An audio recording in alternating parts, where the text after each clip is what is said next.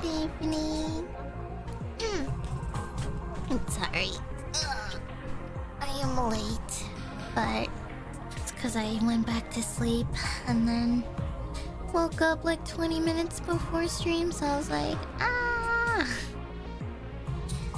So, here I am. Also because I wanted to make the new thumbnail as well. So I'll be honest, I spent maybe 15 minutes of that making the thumbnail because I was trying to figure out how I was gonna remove the background of the art, and then that took like 15 minutes to figure out, and I was like, shit, I'm running out of time. I don't even have time to eat, so I'm just gonna go right into it, guys. So that's okay. Thanks for gifting! Thank you. I'm so excited to get back into 109 today. We get to save KURARA. So, yeah. I'm super excited to finally save her. So, and then I'm trying to think if there's anything else I want to say. I can't remember. Alright. Let's get right into it, everyone.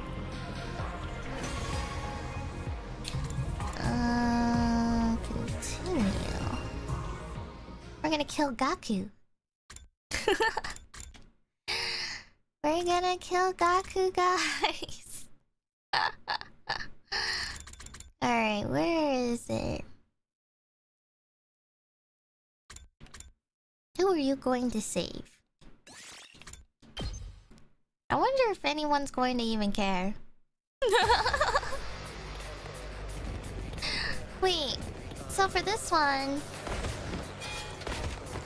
what do I do again? I have to... Is it a choice, or is it I have to determine the battle? I think I have to get him... Attention! All troops stand ready. Let the battle commence! No matter how many times I do it, fighting still makes me nervous. But the almighty Supreme Commander is gone, so this should be a piece of cake, right? Right. Let's kill them and make it quick.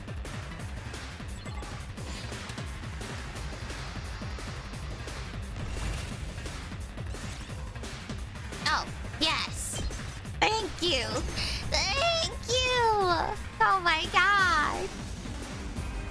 Keep it up, troops! Never back down! Destroy those evil invaders! Oh, wait! New enemies coming in 12 o'clock! According to these readings, they're strong. This must be the commander. Alright. Oh, for the love of murder. Something tells me this one's not gonna go down easy. He's a real nuisance zooming around like that. We'd better figure out a way to stop him. Takumi, you know how to deal with this one, right? Yeah. KURARA's traps and defensive devices were effective on him. Then it's time for my grand appearance. I suppose I'll deal with it for you. Oh my god, I missed her. I won't allow anyone to stand so arrogantly before me. You are in the presence of an old Suzuki. Get on your knees and show some respect. Oh my god, I missed her so much. I missed hearing her voice. I'm coming for you!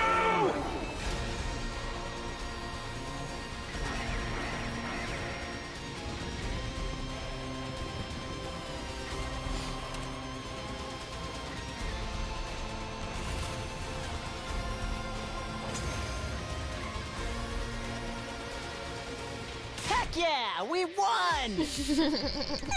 Naturally. Now we just have to finish him off.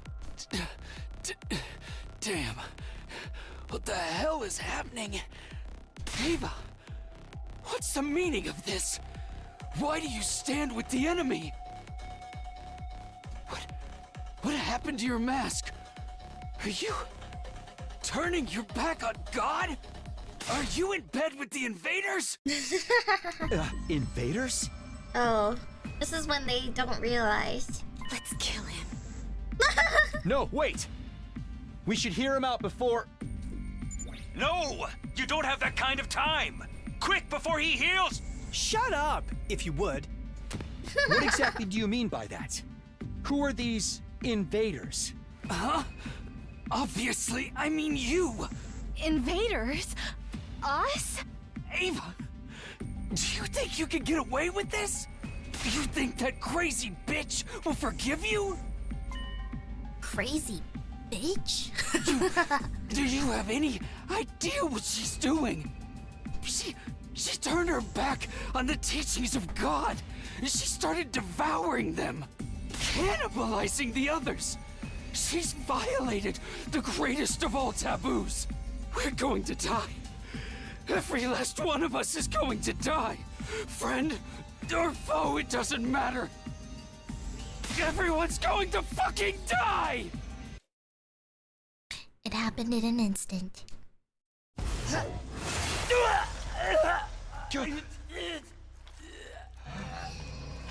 Damn, I didn't realize how many cutscenes and dialogue was before the story decision. Should we just like skip all this? An offering to my magnificence. With I'm gonna skip. She should be... Don't tell me. No, Let me just skip, guys. I didn't realize the decision to save Kurara or Gaku was like way later. I don't know why they didn't just put me straight to it, but whatever.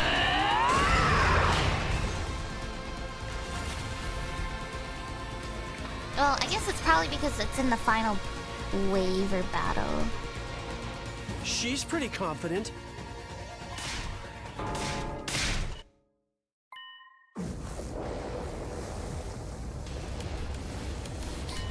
Oh my god, is she on?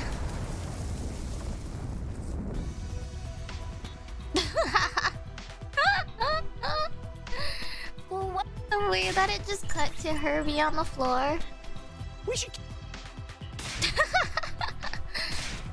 Alright, let me see, guys. Sorry, I didn't... Oh, Jesus Christ. That of me. Oh, okay. Oh, here it is, here it is. Help! Somebody help! Oh, whatever should I do, Gaku? Whatever shall I do?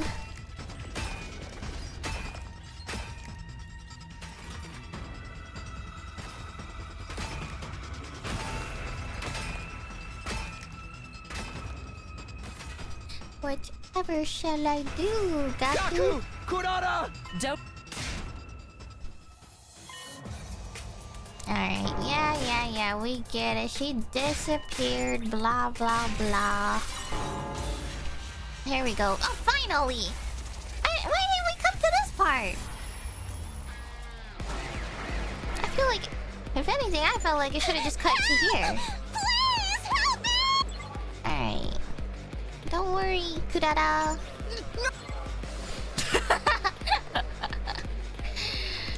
In one turn? Oh, wait.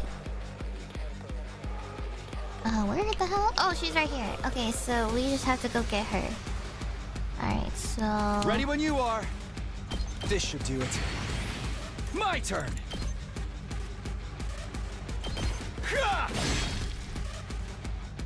I can't die yet! I have to look after my family! You don't have a family. Got it!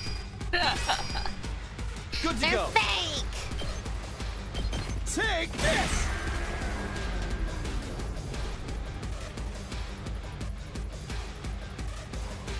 Hi, Gaku.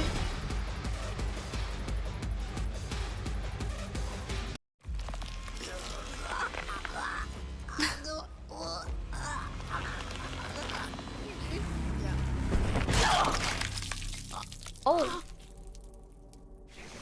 Damn. Clean cut.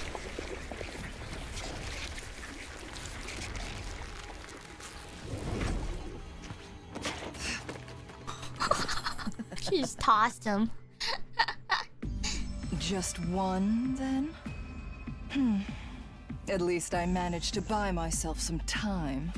Still, that must be some incredible power. To inflict such a grave wound on someone as great as I. I won't let my guard down. Slowly but surely, I will gain power. And you're the slop that will serve that purpose. I'm going to eat and eat until I've had my fill. And when I have that power for myself, I'll become God.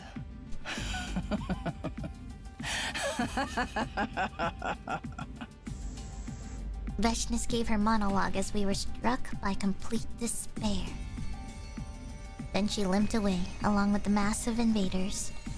Some of us were overcome with rage and tried to follow her. Some of us desperately tried to stop them. Some of us had tears rolling down our faces as they ran over to Gaku's body. And all I could do was stand there, rooted to the spot, dumbfounded.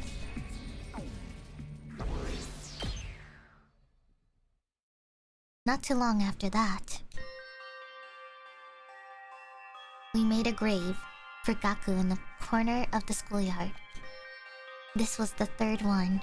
We'd lost yet another friend. My decision killed Gaku. I came back here from the future, and yet 3 people still died. Why was this happening? Friends of mine who would have never died otherwise were now gone because I decided to come back. Maybe I was never supposed to redo things. Because of my decision, Gaku, Yoshika, and Dorumi were dead. All because of me.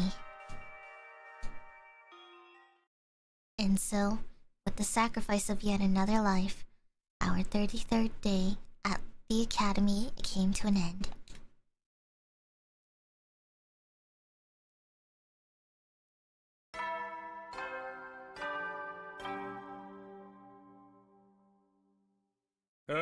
Get ready. Be ready to. Alright. I couldn't sleep at all. Not that I expected to.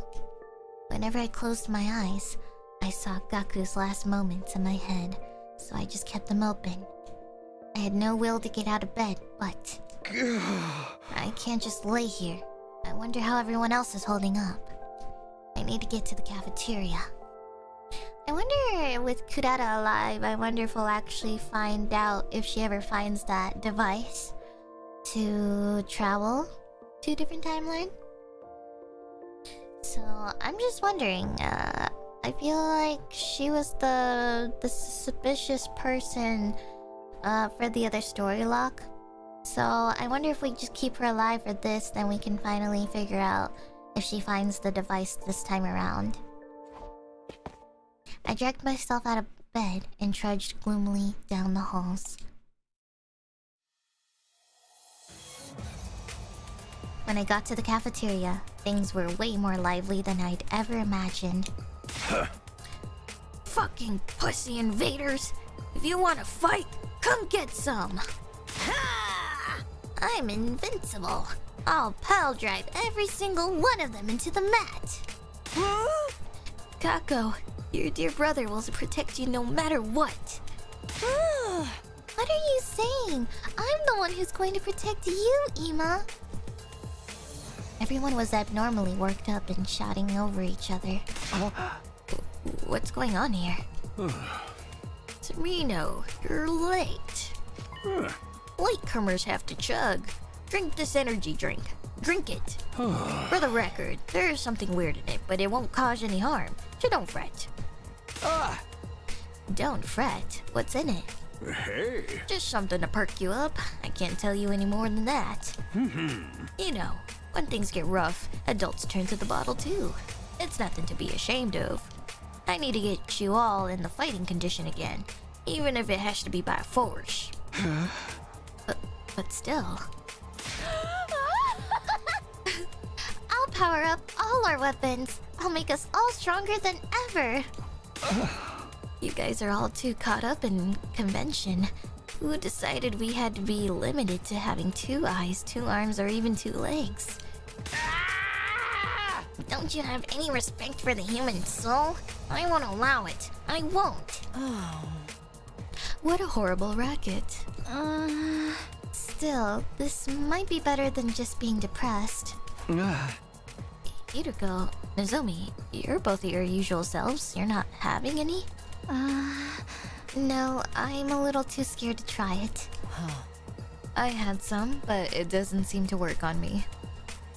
Booze, energy drinks, all of that other stuff. It never has any effect. Other stuff? Hey, I don't see Ava or Nigo. Do you know where they are? In maintenance. I asked Nigo to check Ava out since she was acting strangely yesterday. The sanctity of human life. Anyway, have some Shimino. Forget all of our woes so we can have a better tomorrow. There's no need to worry about Vexness. With her recuperating from her wounds, I suspect she won't be attacking again for a while. There's no handy-dandy tech like a revival-matic on their side after all. Come on, have a drink and put it all behind ya. Anguish and sadness will only further hinder you.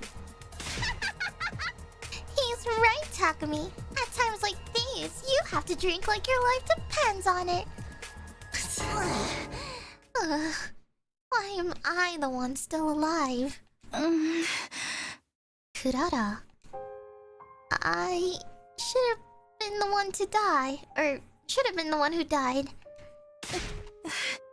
No, don't say that. That's not true at all. Yes, it's actually a small mercy that Marugu was the one we lost. Small mercy? I mean, think about it. It was between him or you, Suzuki. You're the stronger fighter, so we're much better off having you around. Yeah, I guess you're right.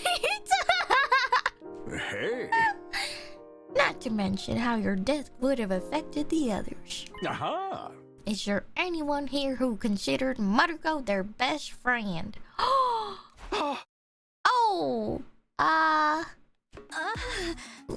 What's that supposed to mean?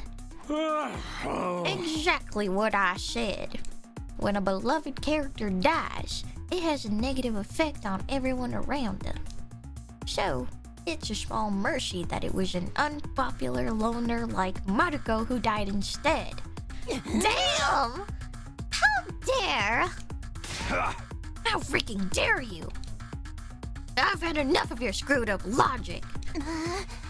Takemaru. There's not a single one of us here who's not important. Every single one of these guys is my best friend. You ever try ranking them again? I'll beat the crap out of you.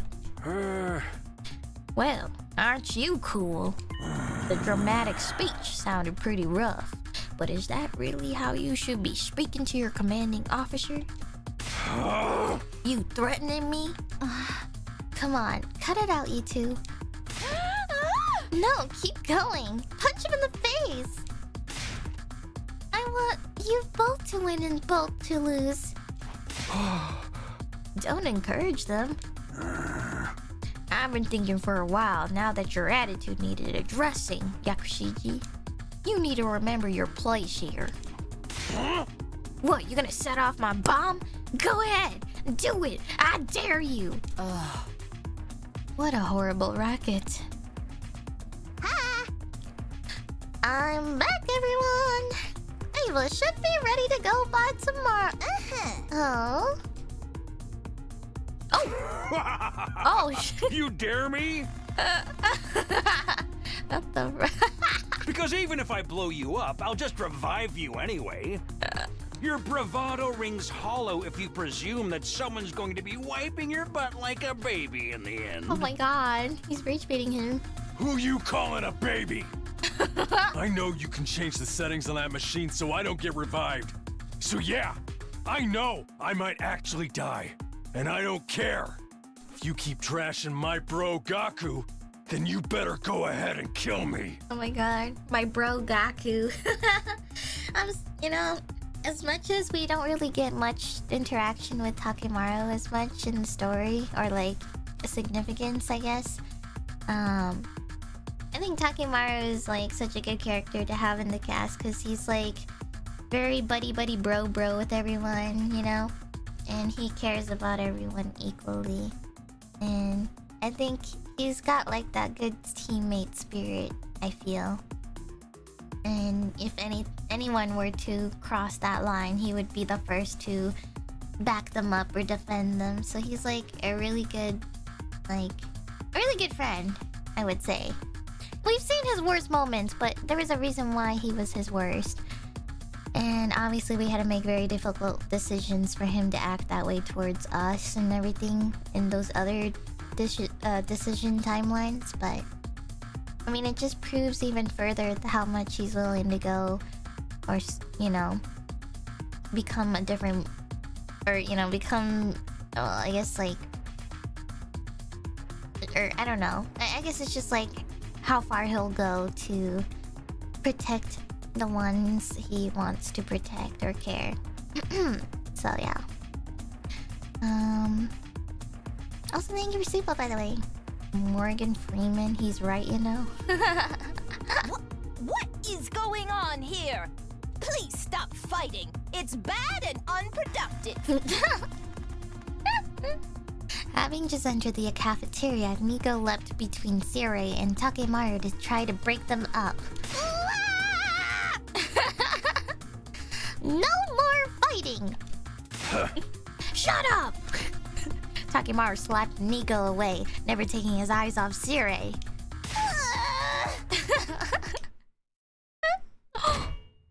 What? Uh-oh. What? That sounded pretty bad. No! Now you've done it. Are you alright?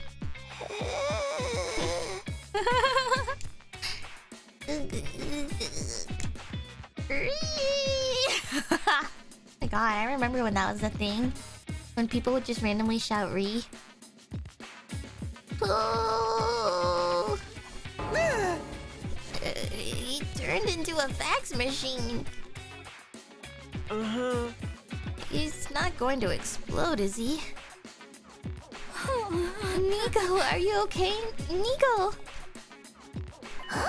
Oh, why is everybody so panicked? Are you okay? What do you mean? Oh, are you referring to how the universe was started by a single strand of string? Yeah. He seems fine. Does he? I'm sure, Nico. Takemaru bowed his head low in apology. I can't believe I broke my code of never hitting women or children. Oh, but I'm not a woman or a child. What? Really? I just assumed you were one or the other on the inside. And Shuri. My bad. I got a little too worked up. I'm gonna turn in and cool off. I guess I went a little too far as well. Following their lead, the rest of the group regained their composure too. We decided to call it a day there. Alone in my room, I found myself once more haunted by Gaku's last moments.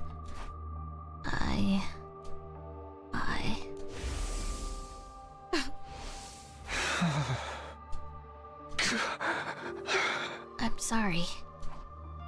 The same thought kept swirling inside my mind, even though there was no point to it. It was like I was punishing myself and asking for forgiveness all at once. Before I knew it, it was dark outside.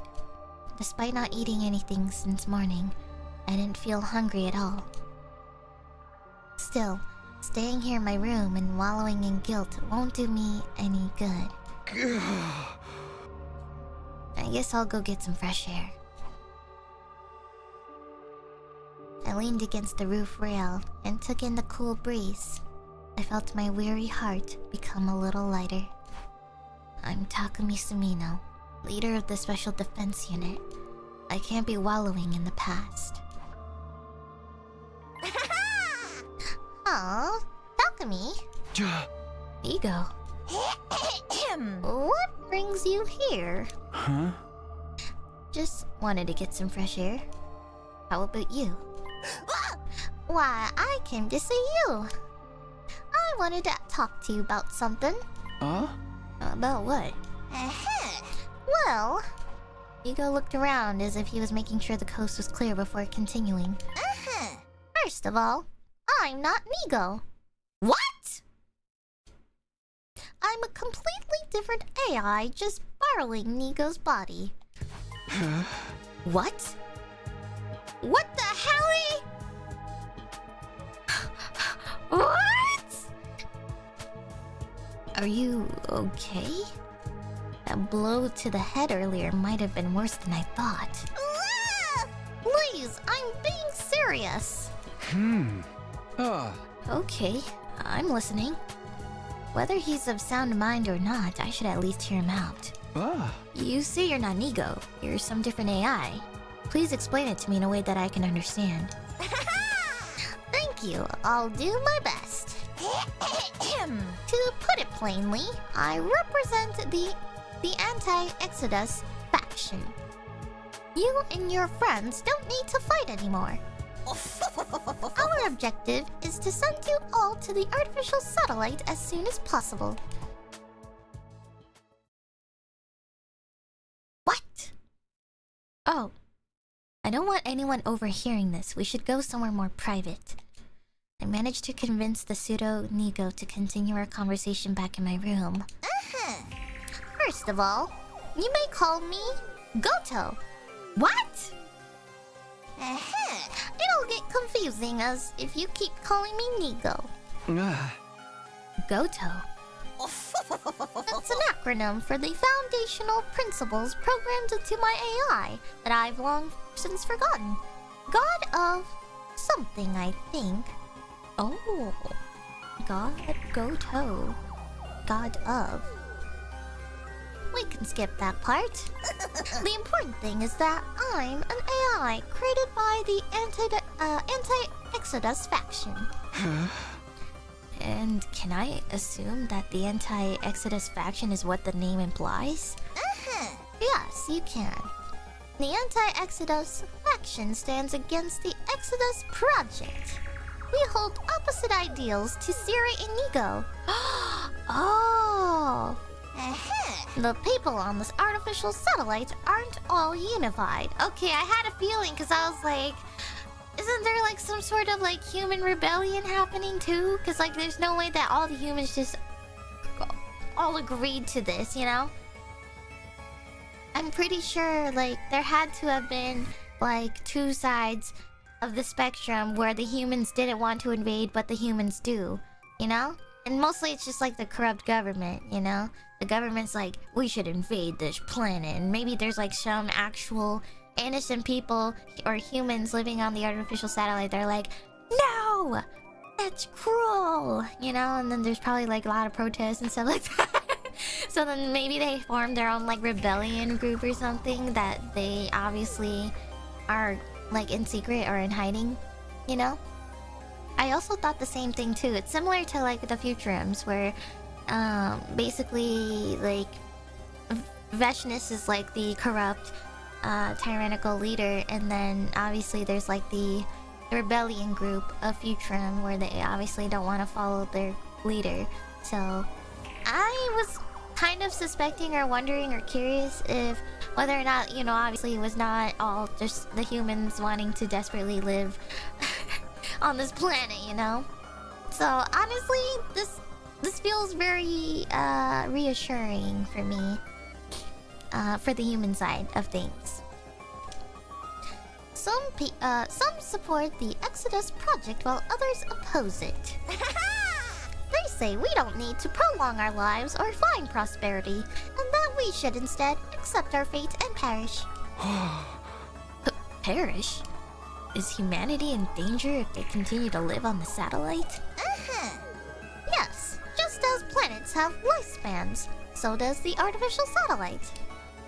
The Exodus project came about because some feared the satellites could not support humanity for much longer. Some estimate it will only last another 200 years. Hey, 200 years? I mean, hey. Doesn't sound too bad considering human lifespan is about 100 or a little less. I don't know. Or, you know, the worst that it could ever get, you know? Whether that's a long time or not is all a matter of perspective. The faction I represent thinks that we should simply accept our fate. That surviving is not a future worth sending such young ones to fight for. What he's saying makes sense so far. I was hidden inside Nigo in order to realize the anti-Exodus faction's goals. My mission was to take over Nigo's body when the time was right and try to persuade you all. Okay, another thing too. Something I kind of wish... okay, so... This is apparently not Nigo, but I'm gonna be honest. I'm a little slightly disappointed because I truly thought Nigo was actually like a double agent this entire time. So I'm a little sad, just a little bit, because I thought it would have been so awesome to find out that Nigo had a double agent personality going on, you know. But this is just a separate person entirely, or like a separate AI person inside of them. So I'm a little like I'm like a little disappointed because I was like, well, you know how like Nigo is like so nice to everyone and like is like the opposite of Sirei, even though they both support or fight for the same thing. It's just that I thought that Nigo would have been like a really good actor or like a really good double agent. So I was just like, man, Goto, I'm so sad. I thought Nigo had like a cool side where they were like secret double agent. I'm actually part of the rebellion, blah blah blah. So, man, it's okay though. I still think this is really cool though. When the time was right, what makes now the best time to do it? I'm ashamed to admit that I was supposed to take over this body much earlier. However, Nigo's internal security system was much stronger than anticipated. At one point, I thought I'd never be able to take over. And it seems I wasn't successful the previous 100-day iteration. But there was a moment yesterday when Nigo's CPU experienced a large amount of stress. Oh. It must have been when Takemaru whacked him. I seized the opportunity and took over his body. I see. So please, there's no need to support this barbaric Exodus project. Stop fighting the invaders and come back to the artificial satellite with me. That's easier said than done. Well, I heard him out at least. But there's still a possibility this is just Nigo bugging out from hitting his head. How are we supposed to get back to the artificial satellite anyway? We have an escape pod ready at second to last Defense Academy. It was put there in secret, just like I was hidden away inside Nigo. If you use that, you won't even have to wait for day 100 to leave for the satellite. I guess this is all in the realm of possibility. Right? So why not just escape and say goodbye to all this fighting? It's an easy decision, isn't it? I can't do that because I have a reason to fight. This time I'm going to protect her to the end. That's what I'd promised myself. Wait, hold on a minute. If I can go back to the artificial satellite with Nozomi, then I don't really have a reason to fight. But that's not the issue here. If by fighting we can ensure the success of the Exodus project, if there's a chance we can fulfill humanity's wishes, then I want to see it through. How admirable! But you don't need to support the pro faction. You've just been brainwashed by them and forced to fight. Oh! You're not fighting for your own volition. What? Brainwashed? Hold on. What are you talking about? Ha! Well, here's an example. Gaku Marugo, who died yesterday, came from a group home, an orphanage, if you will. He had complicated feelings about his upbringing, but he loved his foster siblings. He fought so he could see them again. So, what? What if I told you that his memories of his family were tampered with through brainwashing to be better than they were? What if that family was actually just a bunch of low-life scumbags? And he was only brainwashed into thinking that he wanted to see them again. What? The Pro-faction successfully conducted research on memory manipulation at Kamakura General Hospital. That technology they created was installed in this school. I think you might have an idea of what I'm talking about here. Yeah, dominant cognitive reconstruction therapy. Huh? Yeah. So basically brainwashing is the TLDR. Yeah. Hey. Sorry, I'm just gonna skim through this. But basically, yeah. We already know about this whole thing. And basically Siri has been manipulating their memories and stuff too during the school days of 100 days, but also they obviously tampered with their actual memories from outside. Obviously, yeah, they don't know the whole truth. This is not really becoming the full truth yet, but this is like partial of it. There is no guarantee that we didn't receive the same treatment as her. Does that mean everything that Goto's told me has been the truth? Wait, this is weird. For some reason my thoughts are getting fuzzy. I shouldn't think about this anymore. I shouldn't ever doubt Siri. Oh no, he's brainwashed by Siri, I forgot. Oh, Takumi, are you okay? My brain's feeling a little fuzzy. You poor thing, it's the brainwashing. In addition to implanting a reason for you to fight, you've been brainwashed into fully submitting to Siri's control. What are you talking about? Siri would never do something as barbaric as brainwashing us. That's precisely what he'd do. Although, I suppose there's no point trying to convince you in your current state. But I have this for you. Oh! Goto took out a red pill. This pill can neutralize the effects of the latest brainwashing you underwent. If you have any suspicion that you are not your true self at this moment, take this. It could be the only way for you to regain your free will and defy the powers that make. Oh wow. Oh no.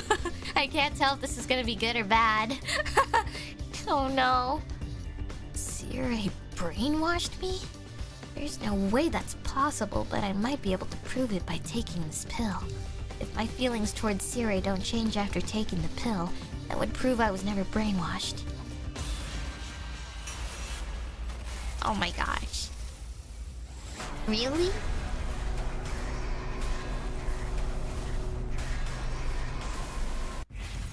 Take the red pill.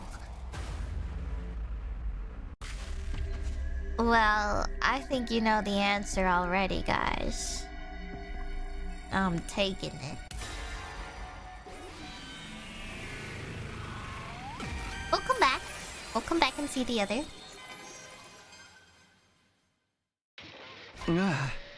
Oh, take the pill. I took the pill from Goto and put it in my mouth. So? Well, I think my stomach feels a little warm, but that's it. That's not what I mean! Has your head stopped feeling fuzzy now?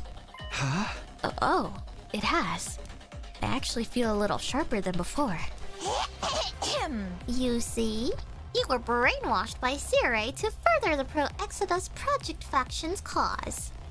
Brainwashed, deceived, and manipulated to fight. How do you feel about that statement?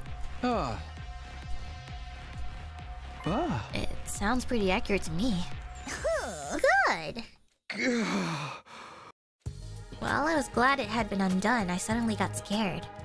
Because this meant I really had been brainwashed. I really had been tricked into fighting just like Goto said. Oh, but don't get the wrong idea. This doesn't mean your brainwashing has been completely reversed. Huh? What do you mean? I told you that the pill just lessens the effects of your latest brainwashing. You've received brainwashing prior to this. Oh! That pill only undid the brainwashing that forced you to be loyal to Sarai. Your original brainwashing is probably still in effect. Thanks for the raid, Vanta! Hello! Playing some 109. You mean the one that created a reason for me to fight? Yes, the same one that I explained was given to Gaku. Like making you feel that the family you hated was actually important to you, for example. The reasons all of you were given to fight were twisted by brainwashing. And you're still under that influence. The reasons you believe you have to fight were all put inside your head by the Pro faction. So just like Gaku, the reason I fight, is it possible she's not actually important to me after all? I've just been made to believe that she is, and that I want to fight for her? I can give you more details about your brainwashing if you want. You were all brainwashed as soon as you were brought here using the device in the infirmary. The students from the second campus received theirs when they arrived there. That campus has its own separate brainwashing device. So, it's not as if I directly witnessed all of you getting brainwashed here on the first campus. But I have already checked the logs of the device in your infirmary. Would you like to hear all the details about the brainwashing they gave you? Damn, this is a lot to take in. For Takumi, I can't imagine being told all of this. And it's like so much to process. I think I'll pass. Because if what he says is true, then the reason I fight... If he tells me what I think he's going to tell me, there's a chance I'll shut down completely. I won't be able to fight, or run, or even stand anymore. I suppose avoiding the truth is a valid option as well. But your fears suggest that you believe what I'm telling you. Does that mean you'll join me and support the anti-Exodus faction's cause? What should I do? Should I work with Goto and the anti-faction? Another one? Another decision? Right after that? First take the red pill, then decide if I want to join the faction? Oh my god. I'm curious now.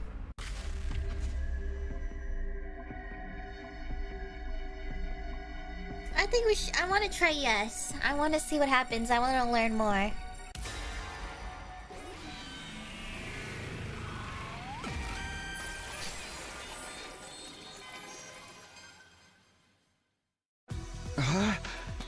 Yes, I'm in. I believe you when you say we've also been brainwashed into fighting by Siri. Oh, thank you, thank you, thank you. But what can I do to help? Just go back to the artificial satellite and the escape pod at the second campus like you asked? Is there anything else I can do? Yes, there is. That's why I approached you first. What I want to ask you to do is persuade everyone else. Huh? Persuade them? Yes, I want you to tell the others the truth, just like I did with you. That's all you've all been brainwashed. Or sorry, that you've all been brainwashed to fight, and that you don't need to fight anymore. That you should all escape together instead. Alright, I don't mind doing that, but why me? Why don't you just try to talk to them yourself like you did with me? It'll probably be more believable coming from you anyway. No, that would be too risky. I can't keep sneaking around Sierra's back. If I do, he might notice there's something wrong with Nigo and figure out my secret. There's also something else I need to do in the meantime. What's that? You remember I told you there's an escape pod at the other academy? It will need some fixing up before it's usable. So, if you can work on getting the others on board while I'm working on that, then we wouldn't lose any time. An efficient little solution, wouldn't you say? Yeah, I guess that makes sense. Thank you. Anyway, here's something to help you persuade them. Goto handed me some more red pills. And with them, a whole stack of red envelopes. Are these the same as the pill I just took? Yes, give them to anyone who you think could have received the same more recent brainwashing as you did. Okay, and what about these envelopes? You're open-minded, so you believed me. But that won't necessarily be the case with everyone else. If anyone is skeptical, you can hand them the envelope instead. Each one contains background intel about the Special Defense Unit, along with hints about their brainwashing-induced reasons to fight. Just hints? Why not the full details? You're really asking me that when you were too scared to ask me about the details about your case? Hey! Okay, point taken. Anything too specific could be overwhelming. I suppose there's kindness in holding back. Just so you know, there are 12 envelopes. One for each survivor, excluding Ava. I put yours in there too if you ever want to learn the full truth about your own brainwashing. Thanks, but I doubt I'll have it in me to open it before I get back to the satellite. Anyway, we'll be launching the escape pod in 3 days. Please get everyone on board by then. Okay, but... What? Good heavens! What was that for? Did you just say 3 days? I know it's rather sudden, but that's as long as I can stay in control of Nigo's body. Past that, it's back to square one, and you'll lose your chance to escape to the artificial satellite. So 3 days is all I can give you, but you can do it. I believe in you. What if I can't persuade them all in 3 days? Then you'll be heading back to the satellite with only the members you successfully persuaded. Oh god. And if you can't convince anyone, you'll be going all alone. You wouldn't want that, would you? No, I wouldn't.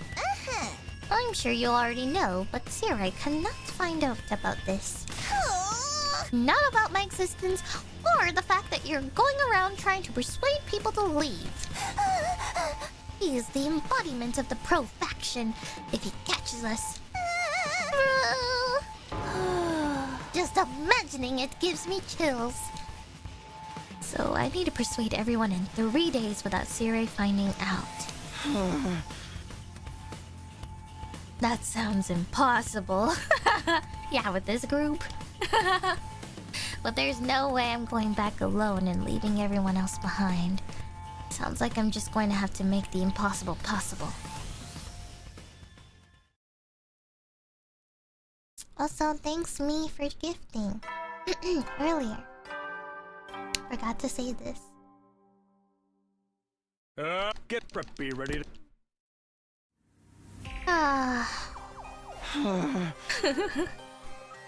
The Exodus Project. The pro and anti-factions. Sire. Goto. The brainwashing. Our reasons for fighting. Our right to run away. There was a lot to think about. But I didn't have the time. Goto said yesterday that the escape pod from the second academy will launch in 3 days. That's the day after tomorrow. There's no time to change paths or look for other options. I have to stay on the one I decided was right for me. But who do I start with? It can't just be anyone. There is a definite possibility that this decision will make or break this whole plan. I need to choose carefully. The person most likely to hear me out is... What? Oh no, who is it?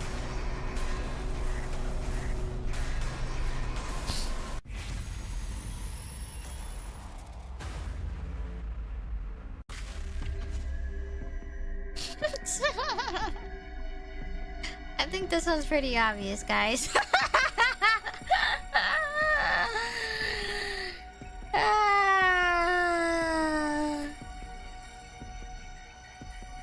This is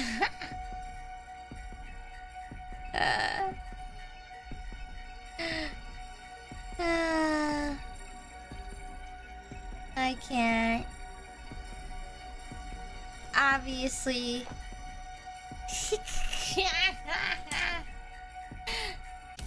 We're going with Hiruko.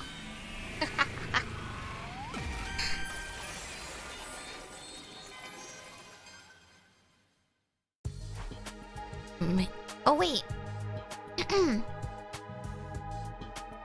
Actually no, I think it'll be fine because we have the red pills. It'll be okay. I forgot because I think Hiruko's under the influence as well.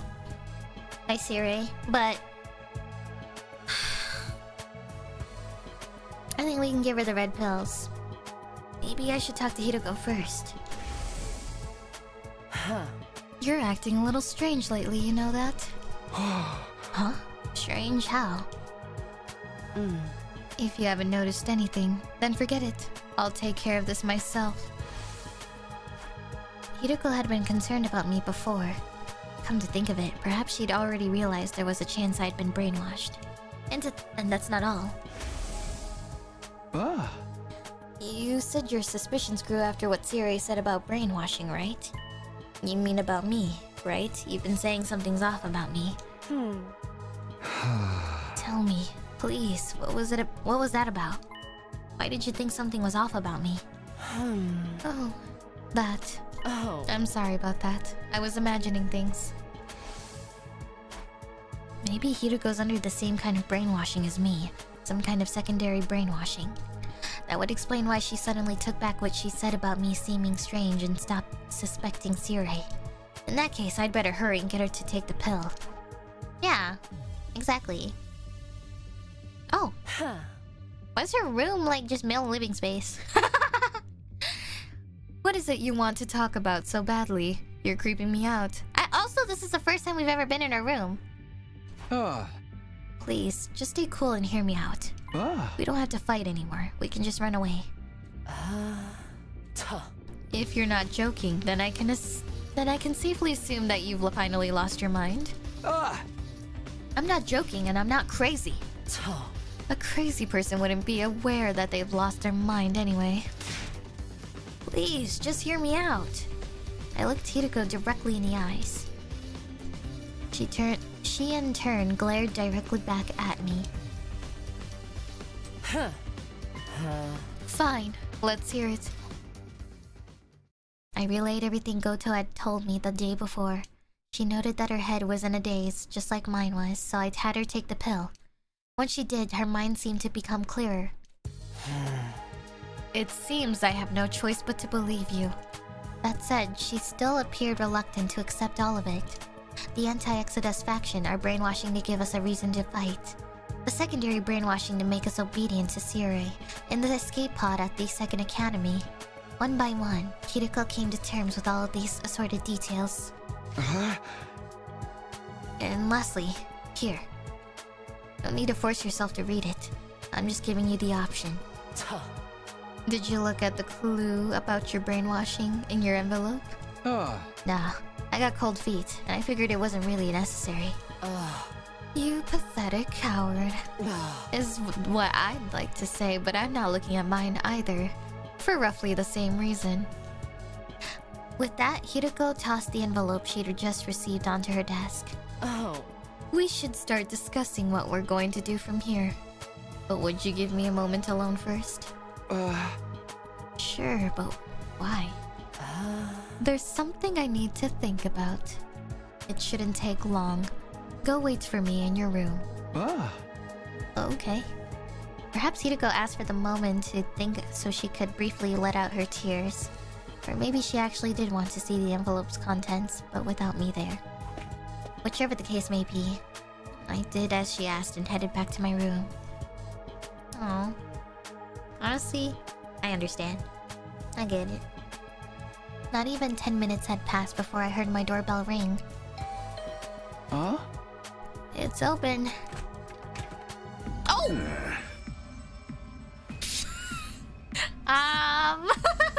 Oh god! Why did this suddenly turn into a horror game? Hey there, Sharino. Just wanted to check how you're doing.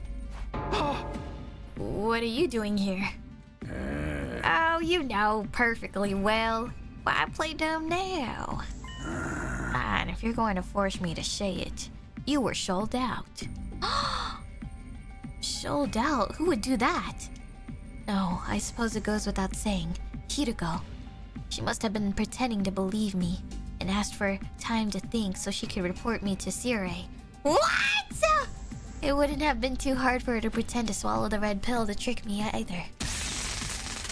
No way! It was the wrong choice, guys. Damn it. I want a do-over. Is this a quick end? Oh my god!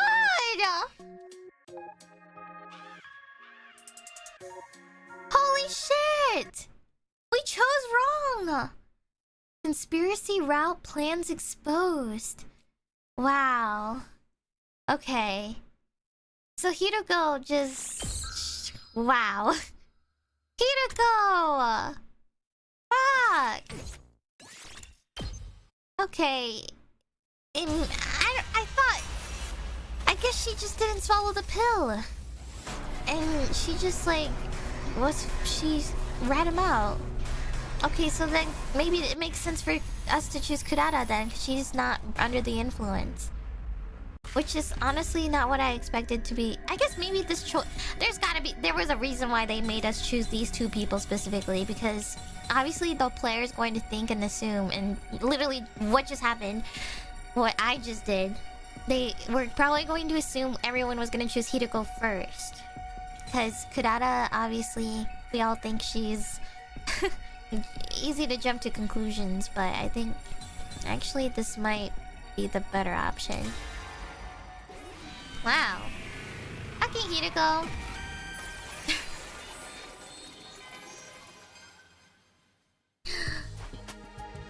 Oh my god, wait. My writing teacher just updated my grades. Hold on. Or like, I revised one of my essays because I got a D on it. So hold on.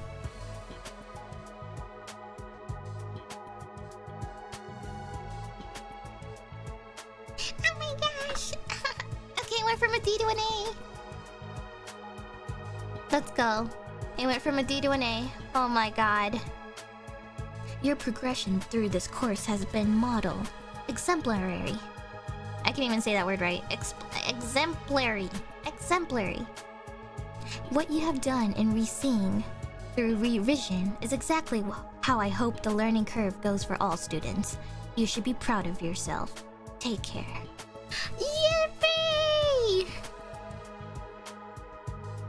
Oh my god, my grade is saved, guys. My grade is saved. Yes, I don't have a final essay with a D. Oh my god. Guys, I literally thought I was gonna fail this class. Holy shit. The moment I got that D, I thought it was downhill. I thought from that point on, that was when I felt the most miserable. That was like peak miserable moment in that class. But after I finally like had that epiphany of what I needed to do to fix everything and start going upwards from there on, everything just got better. And this class has been playing with my emotions so hard, and all the stress and anxieties I've had, and I felt so shitty. for the longest time in that semester. Ugh. I ended with an A with both of my essays. My research essay was an A+, and my non-research essay, which is basically the same essay, just without the research aspect, I got an A. It's not an A+, but I think I mean, I'm not really sure if that I'm not really sure if it's because like of the research part of it, but you know. You know what, I'll take it. You know, I'll take that A. So, you know what, I don't even care. So, yeah, me! Also, thank you for super, Dark and Daisha, thank you. Thank you guys. And obviously, it wouldn't have been for, you know, you guys and everything. I really appreciate all of the support and for believing in me. And yeah, even though a lot of it was just through myself, I still think that a big part of it was because of you guys. And you guys helped me fight through my anxieties, and I was able to do or perform better through your guys' encouragement. So I appreciate it. Anyways, let's continue back to the story. And sorry if I'm like clearing my throat a lot, because I don't know, it just keeps getting a little But anyways, maybe I should go to KURARA first. She seemed pretty down when I spoke to her yesterday. It's not like her to show her true feelings like that. Why am I the one who's still alive? KURARA. I should have been the one who died. We don't need to fight anymore. Hold on, I'm gonna also save. There you go. I'll bet KURARA wants to hear those words more than anything else right now. In her state, she's bound to accept all of this craziness about the anti-Exodus faction and the brainwashing pretty much at face value. A twinge of guilt crept into my heart. But my personal feelings were of no concern at that moment.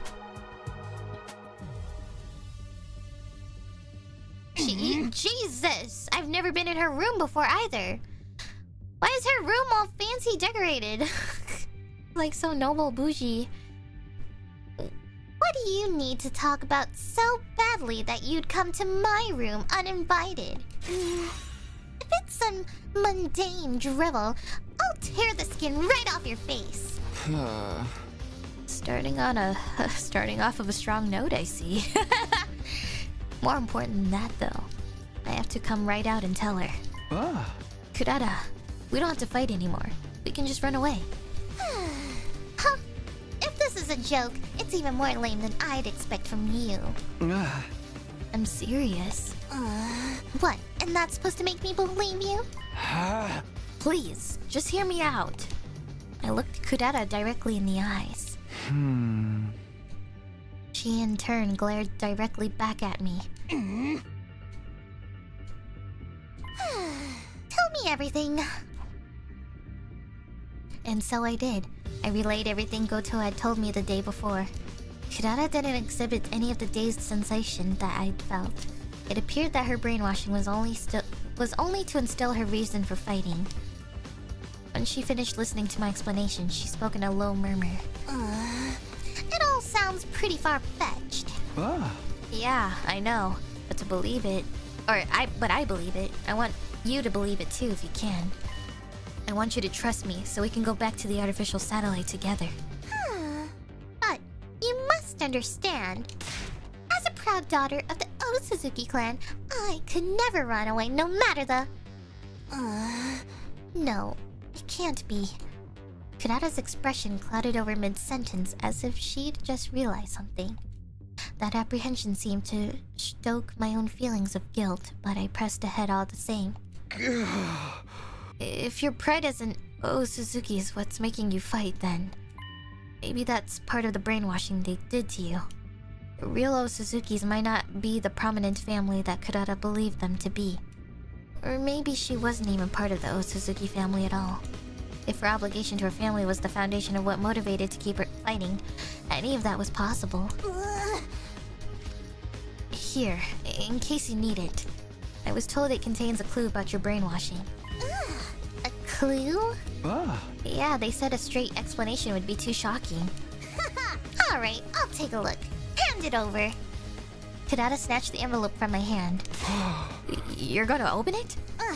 Of course. Naturally, I'm scared, but I would be simply miserable living with the possibility of that, which I hold most dear, being fake. I can't have that haunting me forever.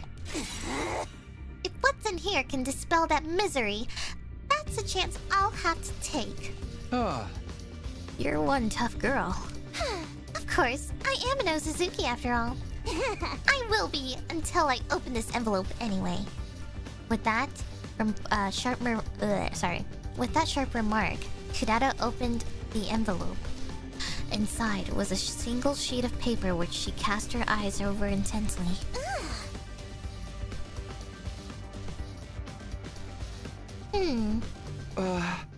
What's it say? It's about my father. It says he died 5 years ago. Sure enough, I have no memory of this. I had no idea he was dead. In fact, I remembered him being in fine health right before I came to this school. So your brainwashing was to make you forget about your father's passing? Yes. If I'm to trust this note, that seems to be the case. But more than that, my father, Kurama Osuzuki, was head of the Osuzuki clan. If he's dead, then the family is no more. I think we can say that my brainwashing was actually about the state of Osuzuki family itself. You know, this part kind of confuses me because, like, from the other route, they say that their memories didn't exist. That they were just made up and none of their memories were even real to begin with, and they were just implanted in their brains. So I'm not really sure why the anti-faction is saying that there's actual evidence or not evidence, but there's like other lore about their stories. So that doesn't make any sense. So maybe like the anti-faction either does know or doesn't know. Or, you know, maybe that pro-faction was lying too. I don't know. I'm not sure because I'm not really sure if like the anti-faction actually like looked into it, you know? Like, was there an actual Kurama Osuzuki that existed to begin with? And it, like, how did they come up with the conclusion that he died 5 years ago? You know? And I don't know if that's like the pro faction like feeding that information, or they actually there is like a conflicting thing happening here where maybe now we don't really know who to believe. So I don't know, and like I said, I don't even know if like this is all confirmed or not, so I don't know. I guess we have to keep reading. The one thing that's kept me fighting up to this point has been my pride as an Osuzuki. And according to this note, all of that was a lie. My father's been dead for 5 years, and I forgot about the fall of the Osuzuki family. No, I was made to forget. About that envelope. Was there anything else in there besides the stuff about your father's passing? Well, this piece of paper here is a copy of his death certificate. Oh!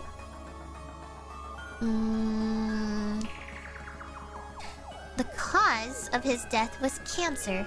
Plain and simple. I see. This is a bit too disheartening, isn't it? I imagine the clue would be a little less hard-hitting than something like this. Those anti-Exodus simpletons are painfully straightforward. Their lack of consideration is rather off-putting. I agree. Naturally, this doesn't mean that I accept the sheet as absolute truth. This Goto you told me about could be making it all up. He could be deceiving you, and in turn deceiving me as well. Yeah, that's a possibility too. There's no proof as to whether this brainwashing stuff is true or not, It's really just a matter of choosing who to trust. I suppose so. Yes, I understand. That's why.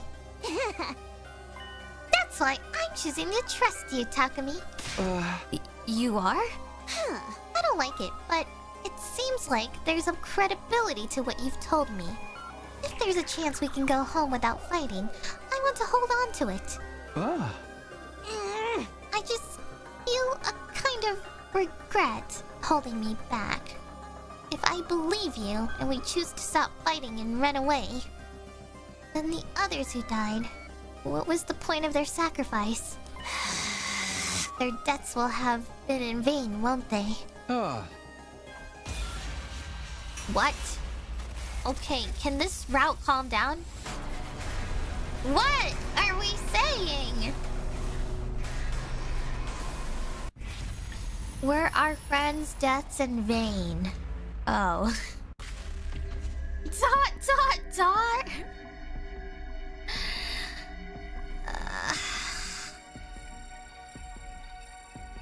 Well...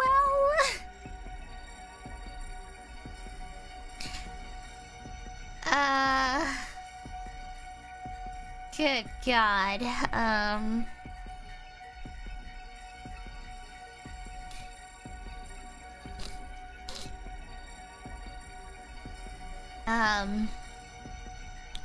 Well, it's really tough to say because we kind of already know the truth, and it sucks. It sucks. I think, like, yeah, our personal opinion, you know, is like, yeah, I feel like, in a way it is, you know?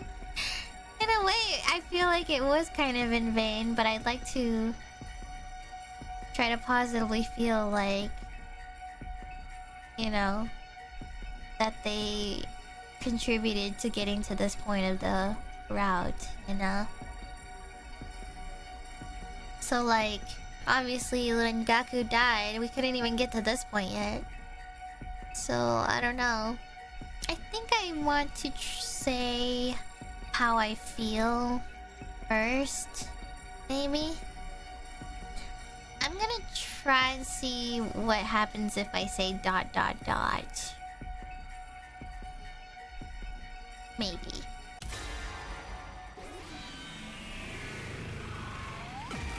Oh God. I can come back.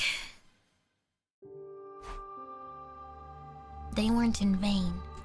If I had to put the sentiment into words, I could have rephrased it that way. It was only because of our friend's sacrifice that we could escape, or could now escape. In that sense, their deaths definitely had meaning, or something to that effect. But saying that would be insincere, dishonest. They didn't die so that we could be free. They fought to win and died fighting. In a war they were tricked into joining at that. I couldn't find any significance in their deaths. In a sense, their deaths were nothing but the unfortunate results of their being manipulated. That was a much more cold-hearted way of putting it, but it was closer to how I really felt about it. Don't just stand there with that dopey look on your face. Say something. Sorry. Well, I'm glad you didn't give me some half-assed positivity at least. What do you mean? Part of me wanted to cling on to anything that would gloss over this whole situation. If you'd said something carelessly optimistic, it would have been way too tempting to get on board with it. Oh, okay, so maybe we chose right. Or leaned towards a better answer for Kurara's sake. But your silence just now let me know it's okay to feel this despair. I'm glad. I see. Can you give me 30 minutes to myself? Huh? Sure, but why? Take a wild guess. I don't want you to see me cry. I'm going to think about how my father... Oh, sorry. I thought that was talking to me. I'm going to think about how my father is probably dead, and the Osuzuki clan with him. And I'll also think about our friends' meaningless deaths while I'm at it. Aw. Right. When I'm done crying, I'll place my trust in you. And we can start thinking about what we can do from here on. I just need a little time. I understand. Thanks. I waited for KURARA in my room. Her father's gone, and her friends died in vain. It's also horrible, and no one would want to believe it, but in spite of all that, she still chose to trust me. She really is one tough girl. Just as the 30 minutes were up, KURARA arrived at my room. Oh my god, no Sirei jump scare. Pardon the wait. Are you okay? Of course! Who do you take me for? Though, I guess I should probably drop the smug act from here on out. Now that my father's dead, the proud Osuzuki name has died with him. I think you can keep it up if you want. Even if the Osuzuki family is no more, you're still the same proud KURARA Osuzuki as before. What? Nothing. I was simply impressed you were able to offer a few half-decent words of encouragement. I braced myself for you to rub salt in my wounds with some insincere inanities. Don't talk as if I were that kind of psychopath. Anyway, let's think about what we're going to do from here. The escape pod takes off in 2 days, yes? We need to persuade the others to join us without Sirei catching on before then. The more I think about it, the more this seems like a game that's impossible to win. Yeah, I hear that. There's just not enough time, and keeping things out of Sirei's notice is a tall order too. If we fail to persuade even one of them, they'll probably go right to Sirei and tell him what we're up to.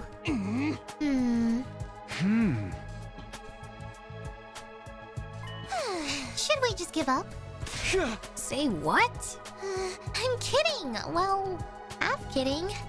There's a notable disparity between our goals and the obstacles in our way. Even without Sirei keeping an eye on us, 2 days would be a tight window to convince everyone. To start with, we'll need to do something about Sirei. What kind of something? Who knows? The only thing that comes to mind is smashing him to pieces. Huh? Huh? Smash him to pieces. It's not an option, right? I suppose so. Yes, that might work. At first, I thought it would be too dangerous, not to mention against the rules, but desperate times call for desperate measures. And Sirei's rules are a bunch of hogwash anyway.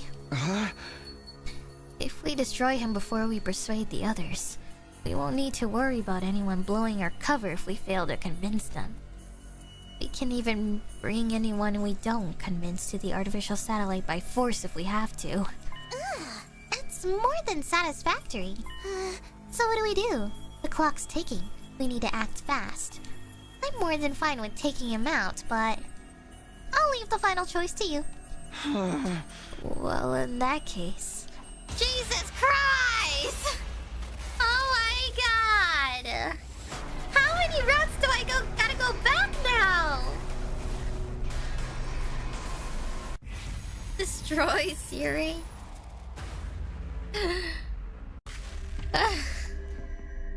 Yeah! Fuck that guy.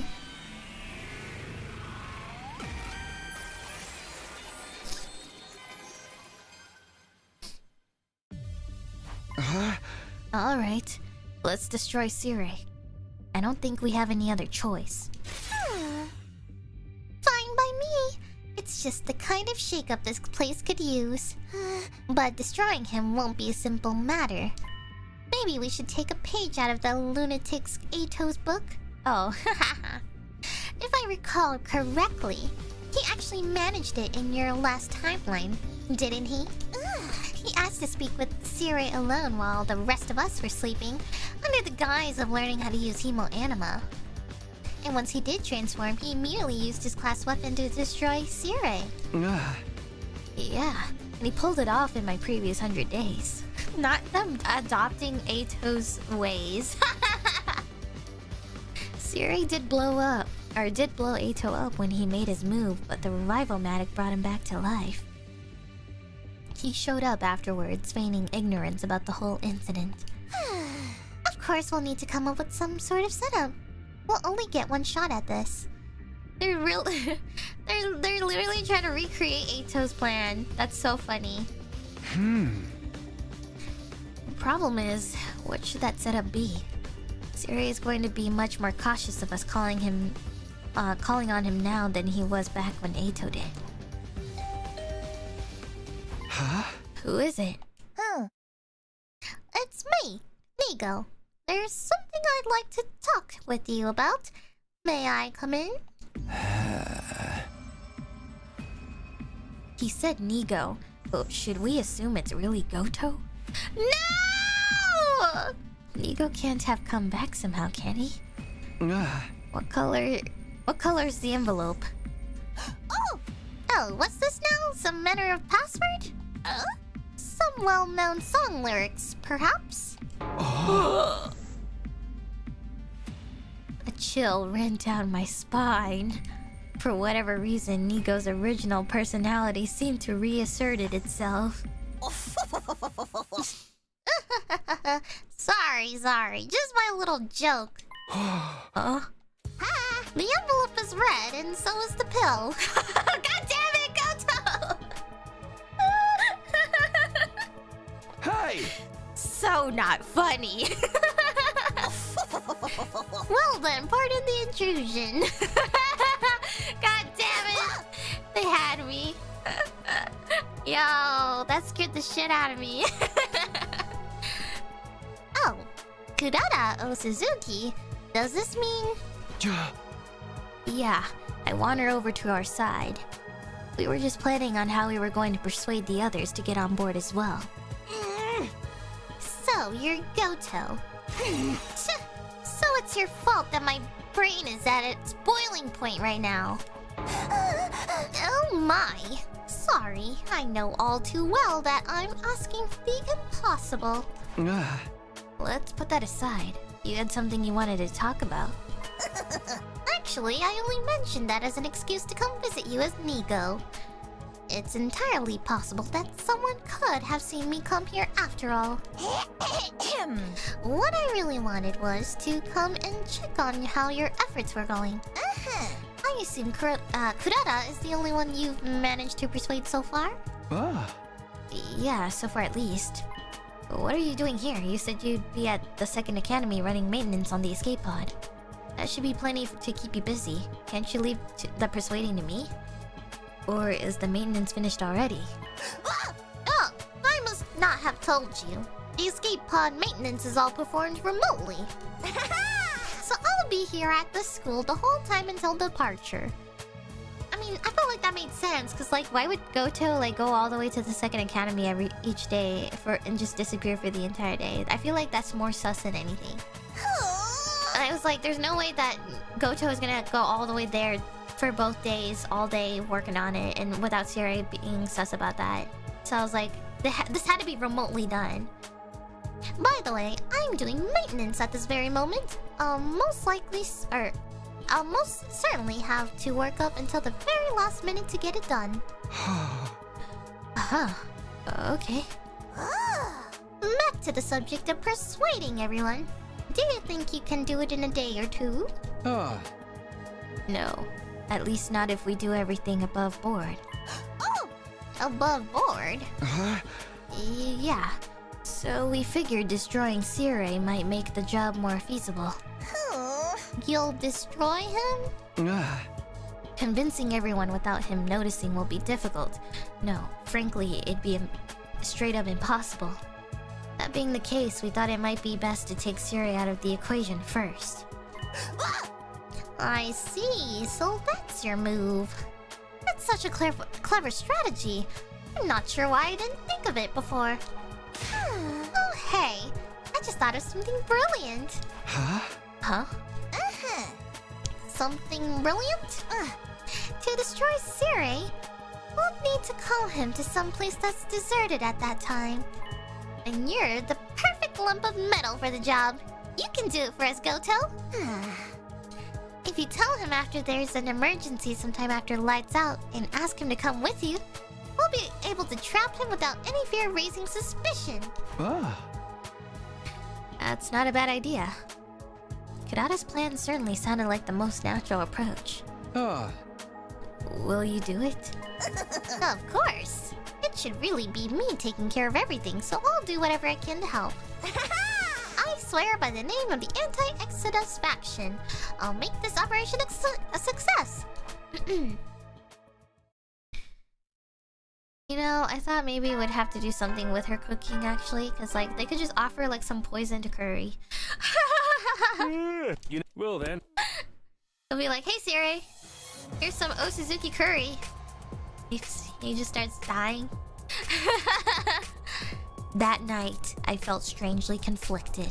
I was extremely anxious about our plan, and yet it didn't feel real. We were actually going to destroy Siri. We'd figure out the plan step by step. Goto, pretending to be Nigo, would soon lead Siri here. He'd tell him that something crazy had happened in the cafeteria and to come quickly. When he got here, I would be waiting for him. I'd be in my class armor and ready to attack. Kurara would be on standby in an empty classroom nearby, ready to deal with any unforeseen developments. Goto would give the signal to attack. Being the closest to Siri, it would be easiest for him to gauge when he let his guard down. It seemed like the perfect plan. Other than the fact that I didn't really want to destroy Siri. But I'd have to set those feelings aside. The door opened. So, what the heck's going on in here? Huh? You said there was some emergency in the cafeteria. Oh, yes, sir. We have to deal with it at this very minute, or it will get out completely of hand. Really? Because I don't see anything here to deal with. Are you sure you didn't just hear some bugs skittering around, or something equally pointless? Why? Suddenly, Goto looked my way. I'm sorry, but this perspective is so funny. I can't imagine being the characters and looking down and seeing those.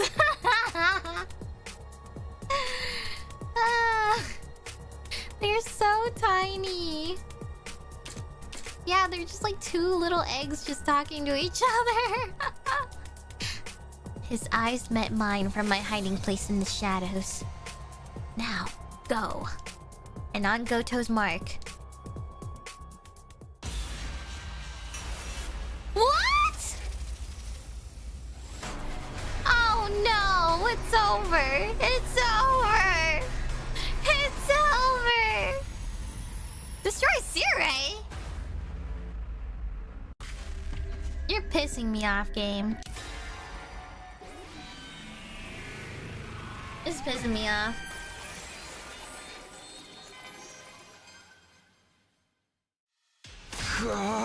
I'm sorry.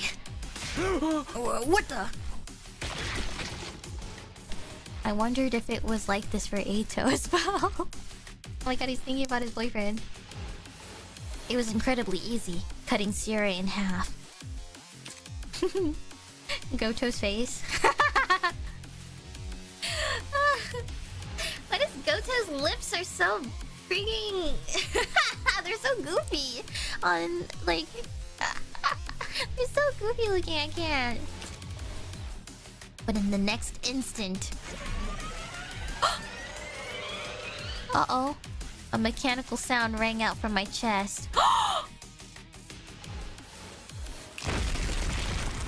blacked out on the spot alongside a bit of intense pain.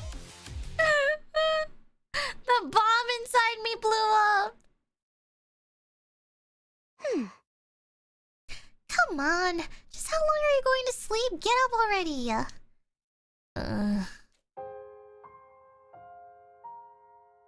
I woke up to Kurara's voice and slowly realized that I was back in my room. Did it work? It sure did. You did splendidly, and you split Sire clean in two. Then he activated the bomb in your chest and blew you into bits. The drone carried the pieces to the infirmary, and once you were reassembled, I brought you back here. The pieces to the infirmary? Ew. You spent the night out cold, and now here we are. I've already cleaned up the mess that your blood and Sire's remains left behind, of course. Thanks. I appreciate it. But the next step is going to be crucial. Do you remember our plan for today? Yeah. We were going to meet up with the rest of the team in the cafeteria and try to persuade them to join us. Now that Sire was out of the picture, there wasn't any need to sneak around or talk to them one by one.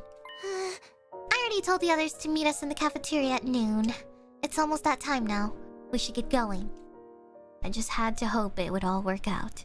And yet, that hope was a frightfully cold and detached one.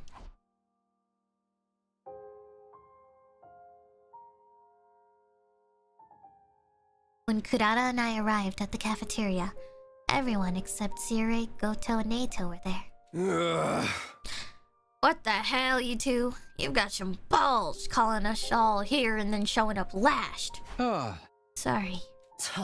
Never mind that. Just hurry up and tell us what you wanted to talk to us about. Judging from that timid expression of yours, Amino, it's something serious. Not to mention that it's so rare for you to be the one to reach out to us, Kurara. Right? I could understand if it was Takumi making the call. I simply took a little interest in how my slaves were doing. Nothing more. Who are you calling slaves? Oh wait, where are Sire and Nigo? You must have called them here too, right? Nigo's busy with another task, so he's been excused. As for Sire, Kurara glanced my way. I took that as my signal to speak. Sire's not coming. Or rather, he can't. He can't? Is he out on an excursion somewhere? I answered honestly. Last night, I tricked Sire into meeting me and destroyed him. Just like Eito did in my previous timeline. Say what? You destroyed him? I understand. It must be hard to believe, but it's the truth. If you like, I can show you his remains later. And you? Are you an accomplice to this, Kurara? Wait, hold on. What do you mean you destroyed him? Takumi, Kurara, have you gone crazy? Are you like Eito now? You must have had a reason, right? Well, I told everyone the events of the past 3 days, not holding anything back. Only Hiruko noted that her head was in a daze like mine had been. When I offered her one of the pills, she took it without hesitation. And lastly, here. Each member of the team had their own brainwashing concerning their reasons for fighting. I handed them all the envelopes with the clues about those reasons, all except Ava, of course. We already knew all about her brainwashing after all. Everyone else reacted to the envelopes in different ways. I don't think I'll look at mine. I'll pass as well.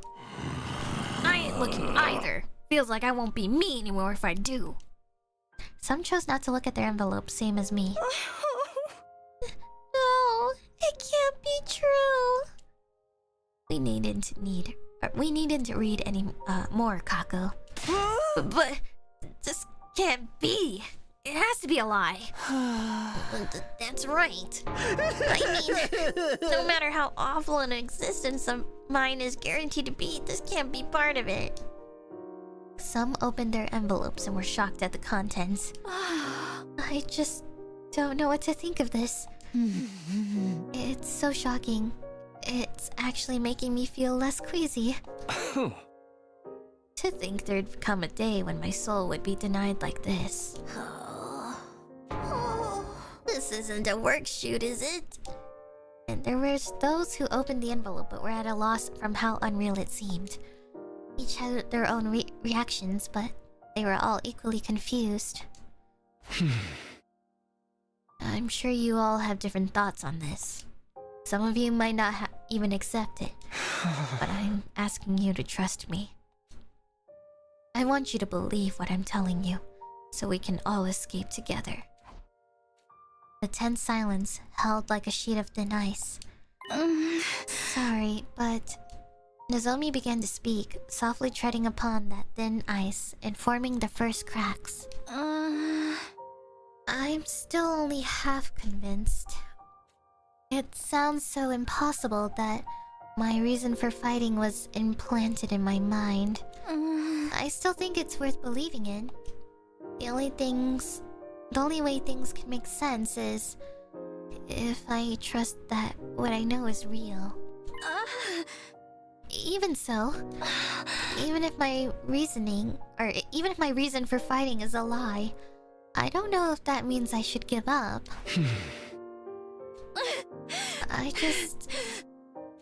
If we give up now, wouldn't everything we've done here become totally meaningless? The fear, the bravery, the battles, how we've learned to care for one another. The sadness at losing our friends. Nozomi. I don't want all of that to be in vain. I can't bear to think that there was no point to our time here. It was the same as when I persuaded KURARA, not wanting all our fighting to be pointless, not wanting to think all that we'd suffered through had been for nothing. I understood Nozomi's feelings painfully well. Not because I understood, I knew exactly what to say. Everything we did.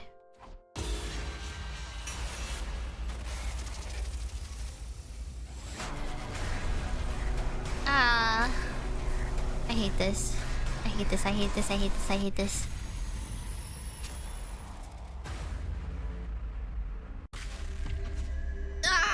What the...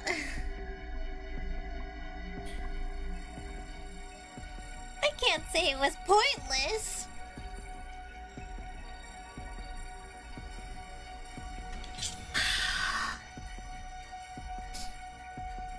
I'm going with ... I don't like this answer.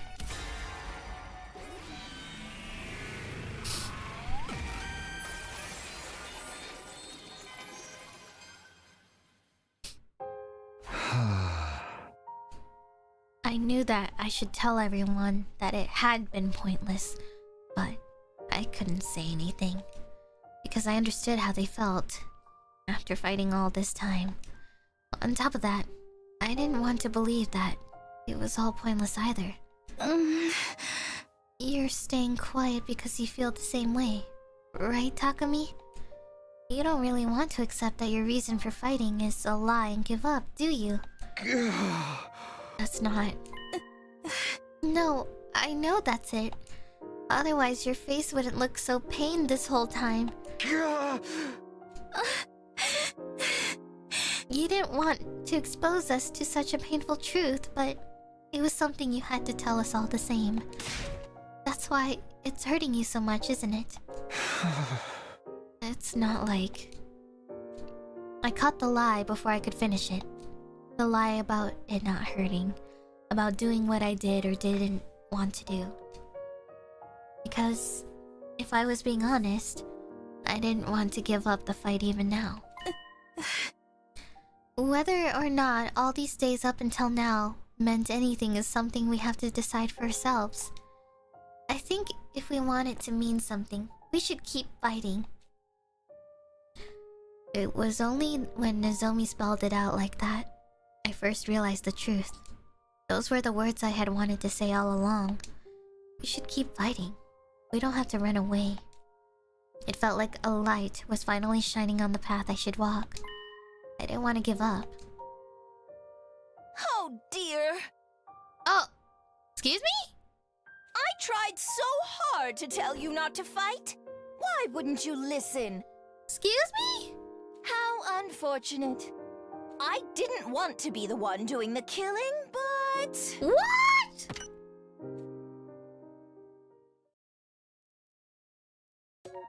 No way! Gata? Liar. Oh, so I guess ... wasn't it? Maybe. Jesus fucking Christ. Look at this path, guys. Up, down, up, down, up, down, up, down. Alright, let's go backwards now.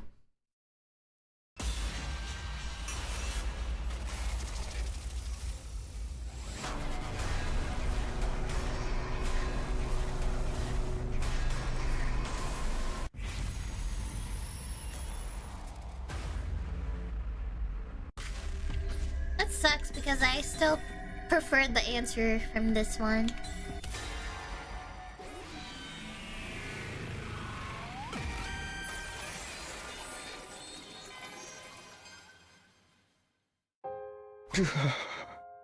That's right. It was all pointless. But that's... Whether or not it meant anything is something only we can decide. Well, in that case... I don't want it to mean anything. My life, our lives, aren't lived for the sake of giving meaning to the past. It may be sad, and even unbearable at times, but we should abandon the past for the sake of our future.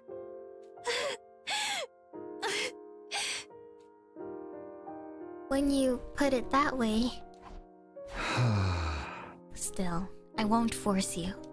If any of you don't believe me, or if you still want to stay at the school and fight, that's fine too. Do whatever you feel is right. I went on to share the schedule that Goto had prepared beforehand with everyone. Anyone who wants to escape with me, meet at the parking lot at 7 AM tomorrow. We'll take the school bus to the second academy. Apparently, there's an escape pod there. I will simply do as I'm ordered. After a few seconds of silence, Ava, the only one among us with a different perspective, spoke up and looked around.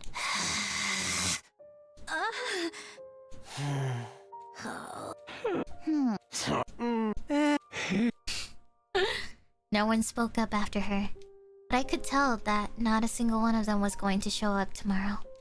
I didn't have any solid basis for that belief, but I felt it in my gut.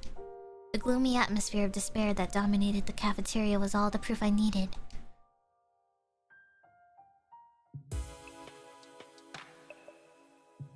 I was the first to leave the cafeteria and escape to my room. No one spoke up to stop me or wanted to hear more details. I somehow felt extremely exhausted. Despite the fact that I did practically nothing and only spoke words that I'd already planned to say. I collapsed onto my bed as if my battery were completely spent. And just as I was about to let my consciousness slip away... Who is it?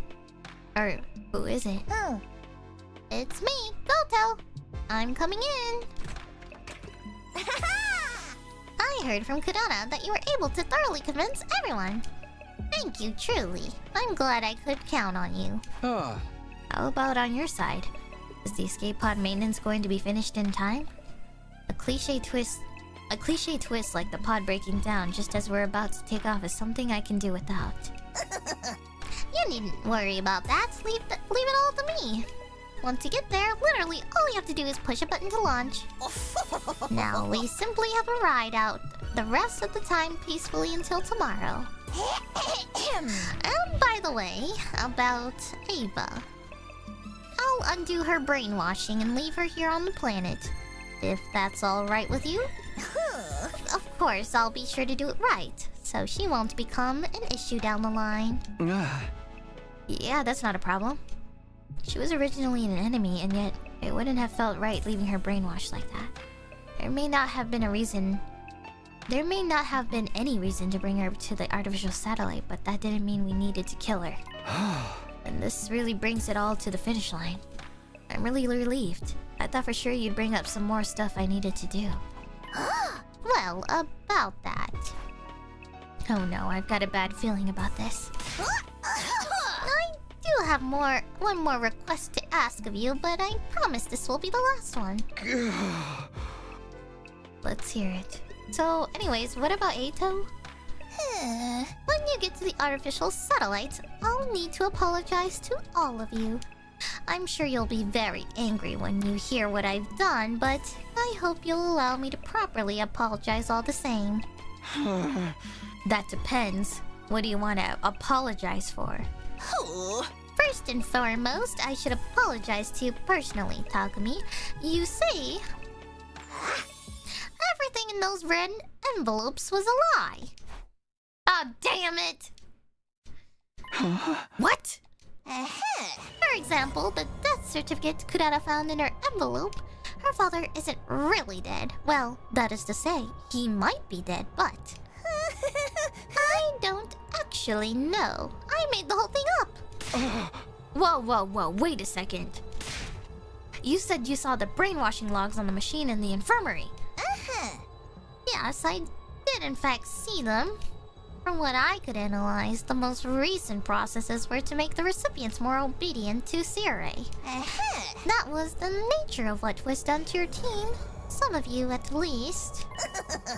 And you were brainwashed. That much is certain. The red pill taking effect is proof of that.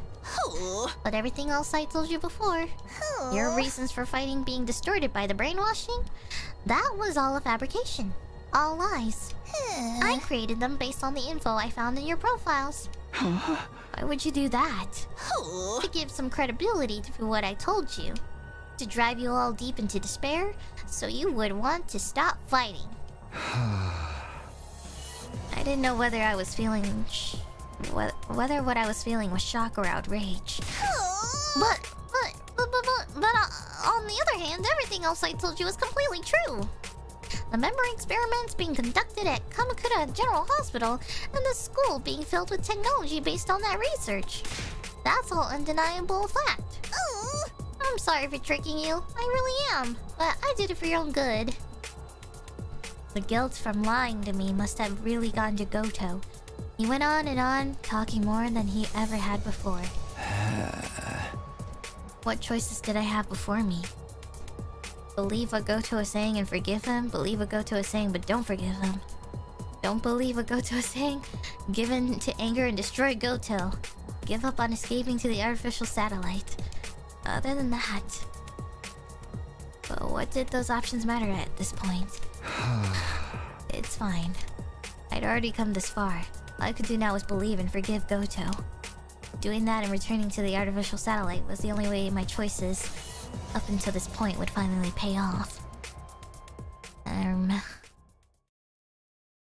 Well... I mean...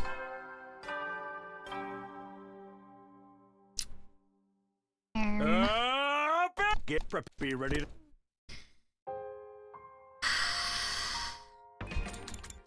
Oops.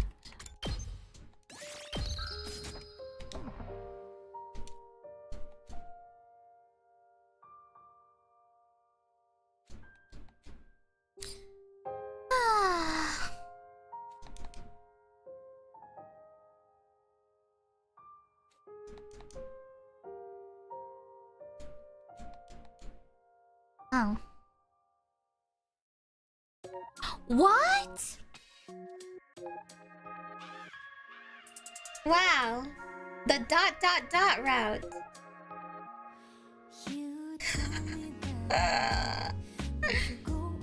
Wow, it was the ... route. Lambs to the slaughter.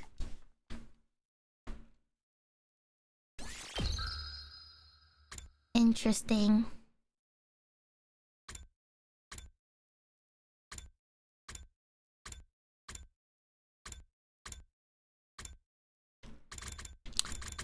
Okay, well... That's interesting because I guess basically like the ending of that was just, how do I explain it? Because I think the whole lead up point to that that sucked, man. Why did Goto just like reveal that at the end, you know? I don't know, man. That was like, it left in such bad poor taste, you know? Like, they still... The only reason they continue to go is because... You know, Takumi already went that far to persuade everyone, and now it would be so weird to back out all of a sudden. And he, like, destroyed Sirei and everything for the sake of that. So... Yeah, what the hell, Goto? I was messed up. Like...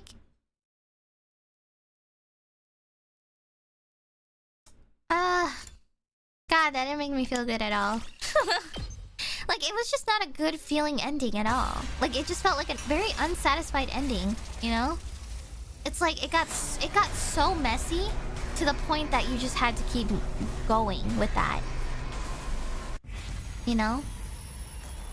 It's just like the feeling of you've already messed up so much, or like you've already gone this far of persuasion, but yet after realizing that it was all point, or you know, like just a lie, you know, it's like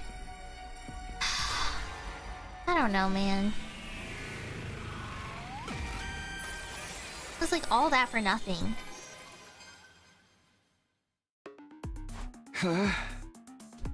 Why? I'd committed to this plan, so I had to go through it with it. I should have made up my mind a long time ago. But I was frozen, unsure if this was really the right thing to do. Oh ho ho! What are you doing here, Shimeno? Damn! Oh wait! You've got the wrong idea! We weren't doing anything shady or underhanded. This is, a flash mob. Yes, that's it. Right, a flash mob. Surprise. Fine, if that's all it is. Phew, saved. You seriously think I'd buy that? Why would you try to get the jump on your beloved commanding officer like this? What the fuck? I have no idea what's going on here. What the hell? But it's all too clear you two are in too deep to turn back. In which case, I'll gladly throw myself body and soul into taking you on. Dalsha. That sharp retort from Sirei was the last thing I remembered. From there, my memories completely and utterly faded clean away.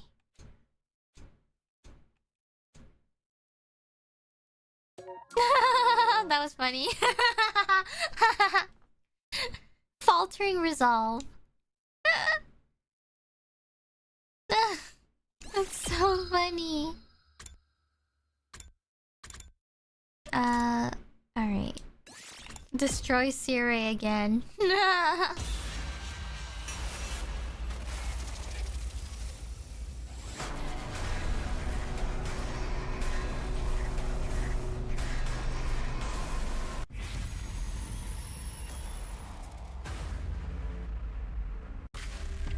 Alright, let's say no to the initial plan.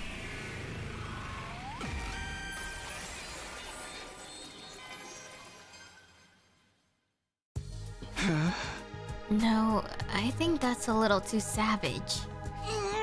Nothing can be too savage when it comes to someone who's willing to brainwash people. I know, but I don't want to give up on the possibility of a more peaceful approach. I just feel like destroying Sirei to stop fighting would come to no good in the end. You're going to start spouting that soft-hearted drivel now. Sorry. That said, it is true that ending things peacefully would be our best option. Alright, we'll come up with another solution. Let's give it some more thought.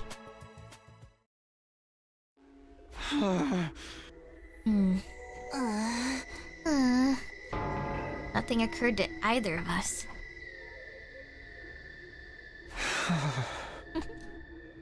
We've got nothing. Just let me give it a little more thought. I still didn't want to commit to something as dangerous as destroying Sire.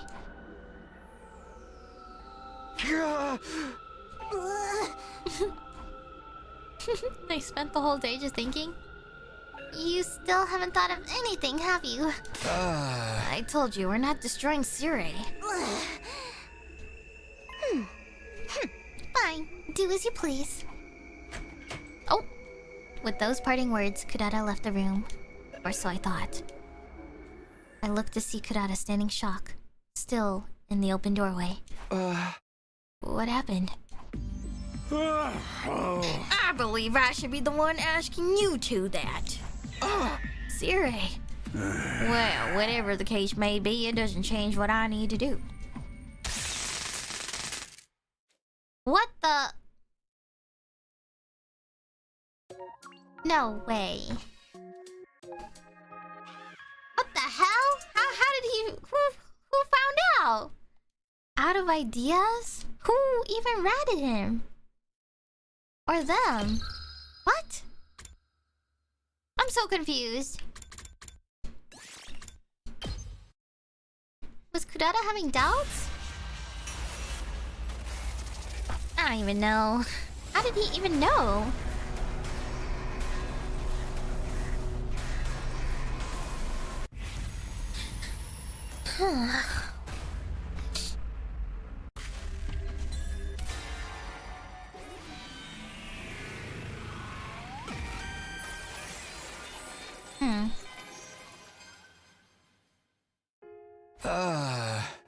They weren't in vain.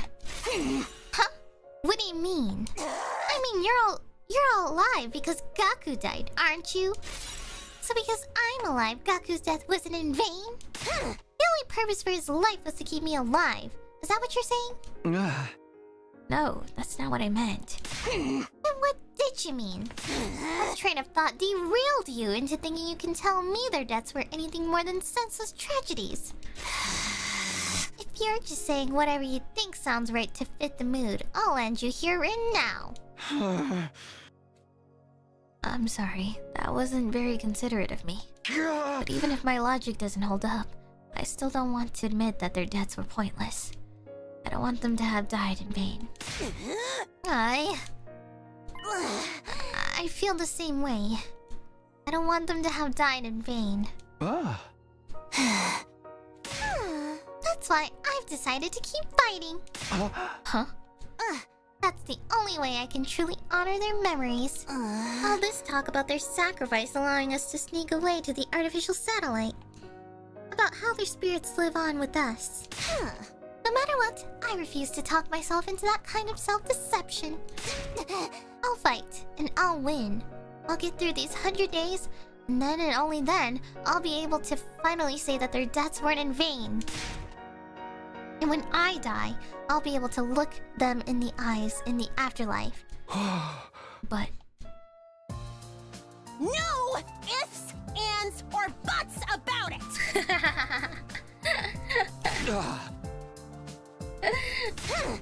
You don't want their lives to have been wasted either, do you, Takumi? Then firm up your resolve and get your ass in gear! Stop spewing this hypocrisy if you really want their deaths to mean something. Running away from our responsibilities is the last thing you should be thinking of. Let's fight. Let's win this war. Let's hold on to what we can. You're right. I'd failed to persuade Kurara. Yet somehow it seemed like this wasn't the wrong choice. It felt like we were on the right path after all.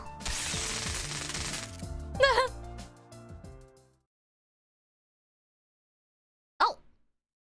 Huh? Dear me, you do have a way with words, don't you? But if you're not able to translate them into positive action, they'll never be anything more.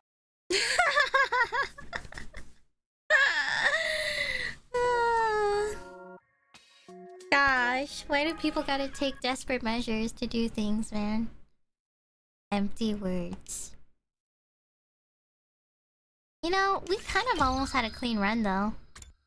Like with all of these, up to this point here, we almost had it pretty clean. Alright, now we gotta go back to where we say we don't want to help out. Which probably will be a quick ending. But hey guys, we're racking up to 50. Or, you know, we've gotten 50 endings so far.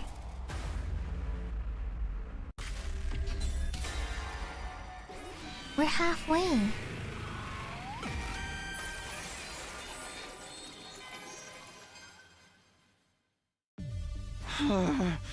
I can't help you.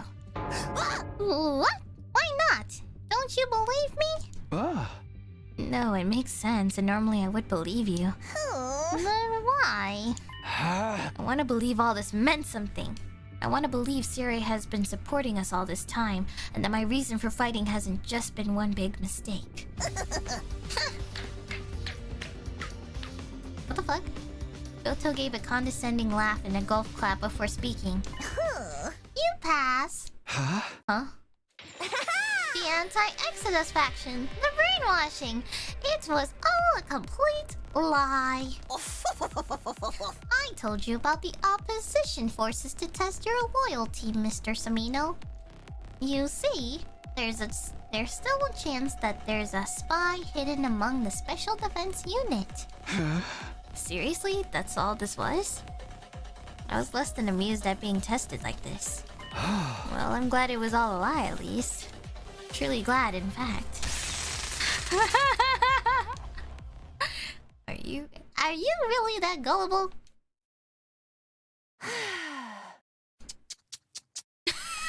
Boys are so slow on the uptake. Okay, true. You're valid for that.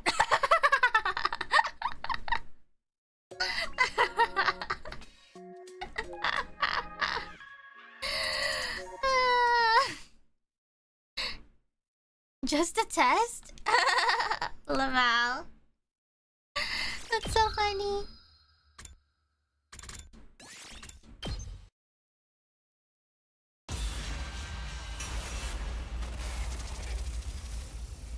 Alright, let's take a look now. Oh my gosh. Unrelated, but I had a friend, and I've mentioned this maybe like years ago, but I had a friend who I was watching them play a lot of like Honkai Impact 3rd and what is it? Zero Escape 999, and surely enough, we reconnected. We reconnected. You know, we really haven't really been hanging out at all, and we reconnected and we were like, you know, hey, I really miss the times when we played like, or watched together or played together, you know, 999 and stuff like that. And we kind of left off in the middle of 999 Zero Escape 2, and we mentioned and talked about wanting to continue the story again. And you have no idea how happy I was to hear that, because, you know, as someone who really missed that game a lot, and like I really want to watch someone else to enjoy playing that game. Oh my god, I was so happy. I was so happy, and when they said that they wanted to play again, I was like, I'll be there. You know?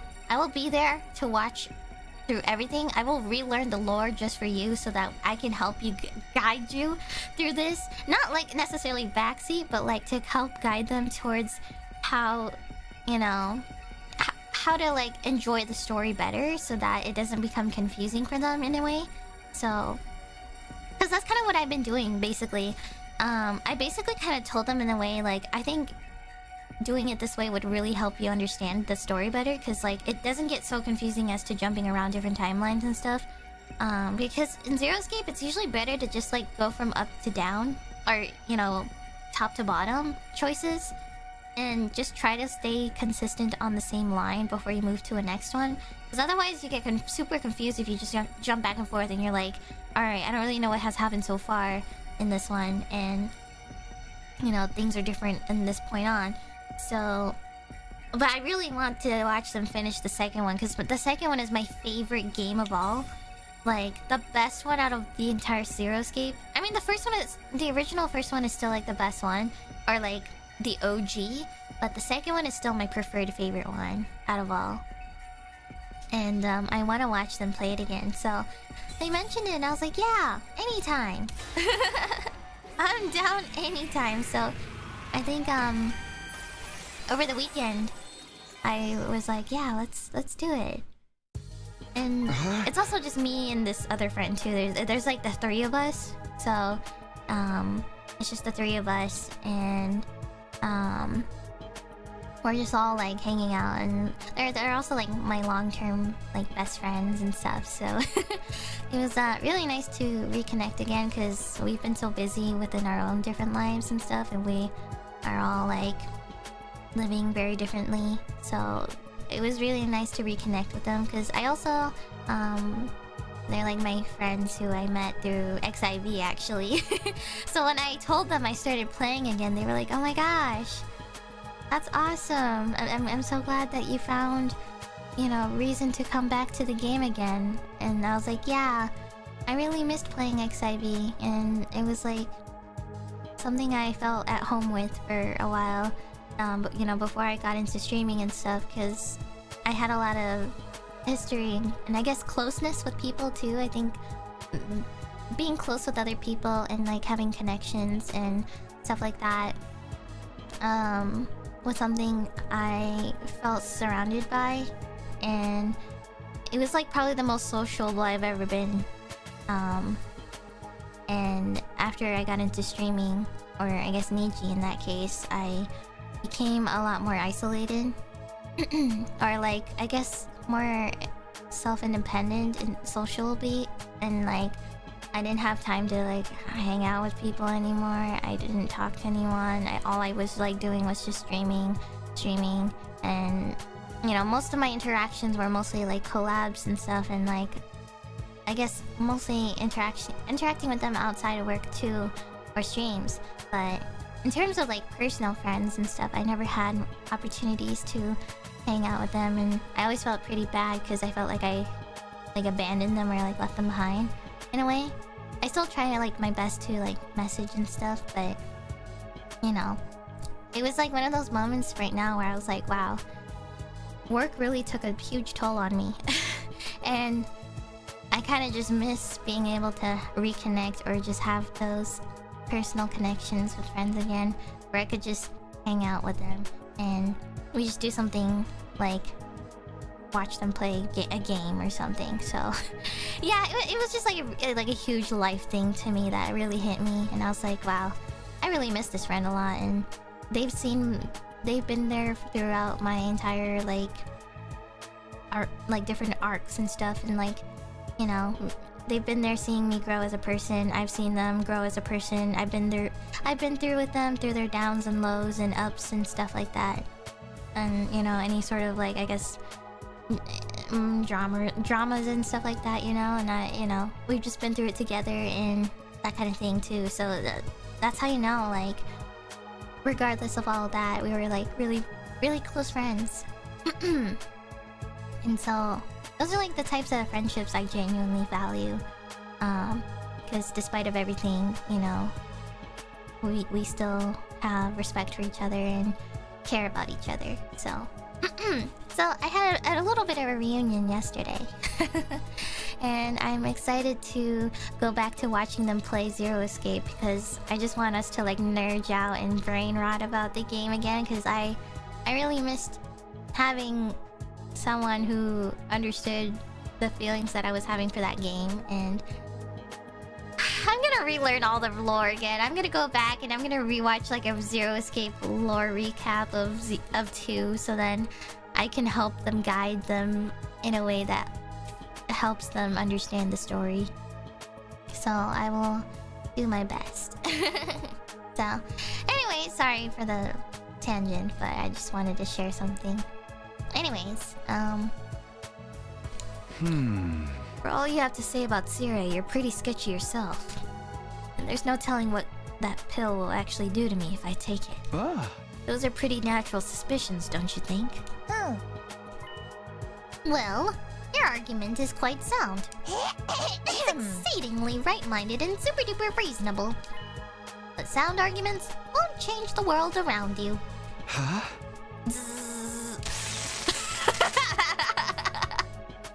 I already knew it. I didn't even have to.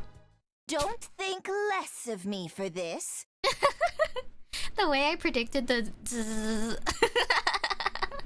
But if you don't have any intention of leaving the pro faction, then I can't let you live. If you're going to blame anything, blame the pro faction's cunning. And your own foolishness. Man.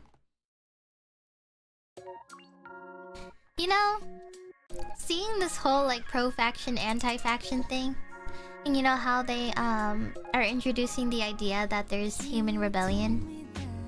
I feel like they're not even worth trusting in this case. This whole route is just proving that they are not to be trusted either. Like, yeah, they're anti-faction, but like they're also like proving themselves to not be any better than the pro-faction. They're tasing me like in 10 different ways. Like, there's no way. A fair point. Conspiracy route? Huh. Oh, I completed all the conspiracy routes. Jesus. 1, 2, 3, 4, 5, 6, 7, 8. That's 8 endings right there.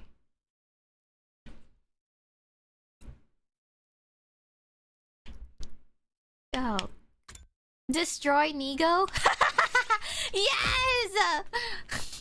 You know what? This is perfect! Perfect! Let me have it! Even though it's not Nigo, it's Goto, but let me destroy Goto! Yes! Let it happen! Wait. I lied. No! No, I just... No! No! I already chose this option! Wait! No! Oh, I thought I had it. I thought I had an opportunity. Damn it! No!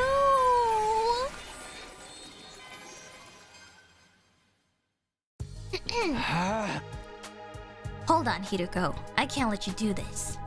I stood in her way. I had to intervene. Are you serious? Oh, now I'm fully convinced. Oh. Something isn't right with you. With me? What do you mean? Uh-oh. Huh. If you really don't know, I'll tell you my theory. Siri's done something to you. Huh. Just like he did to Ava. Wait a minute. What are you saying, Hiruko? Are you implying he's been brainwashed? Huh? Brainwashed? What? You're messing with me. I'm the same Takumi I've always been. Nothing weird here. But in that case, what's the strange unease I feel in my chest? Hiruko's words triggered my suspicion. Why was I so ready to believe Sire? I didn't even question what was going on with Ava. Huh? Hey, you good, Takumi? You don't look so good. I figured as much. That's all the more reason for you to just stand back and watch. It'll all become clear once I destroy Nigo. Hiruko adjusted her stance and took aim at Nigo. Oh god, she's really going to destroy him. I can't let that happen. Stop! I tried to stop her, but my body wouldn't move. It was just then.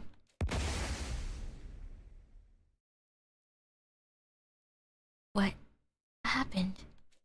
When I came to, everyone was laid out on the ground. I couldn't so much as move a finger. That flash, that impact, could it be?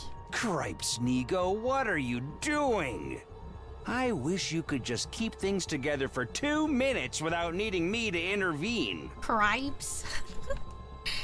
Siri had shown up at some point and was now grumbling to himself. Who knew the insurance I set up to keep Ava from running away would come in so handy?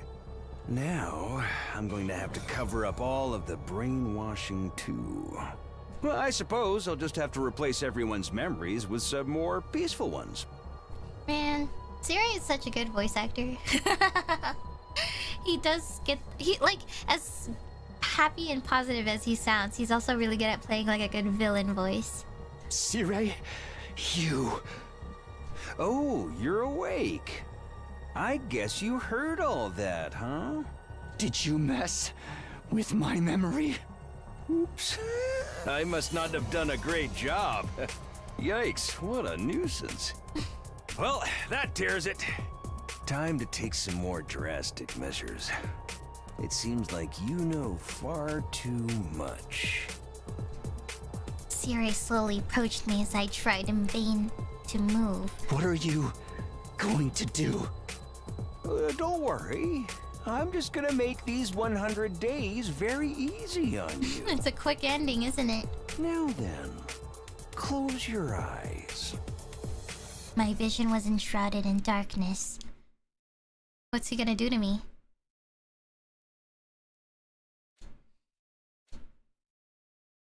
Hey. Hey, talk to me. Huh? What the hell? Why is this like the best shot of Gaku ever? You've been spacing all the way out, dude. I came to a familiar classroom. Gaku was eyeing me suspiciously. Snap out of it, man. Didn't you get enough sleep last night? Wait, he's alive? Yeah, this is before Gaku...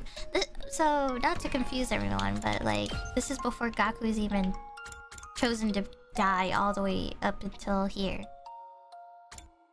Like, or what is it?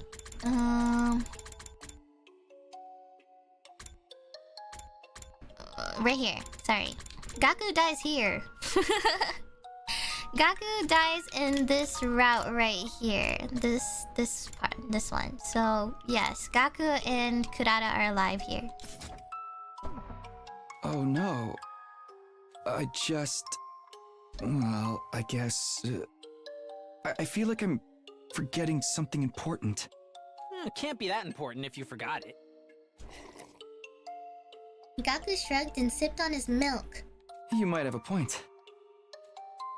There was a carton in front of me with a straw in it as well. I brought it to my lips and took a sip. The lukewarm milk flooded into my mouth. As I savored it, thoughts bubbled up to the surface of my mind. Huh? Hey, Gaku. Yeah! Yeah?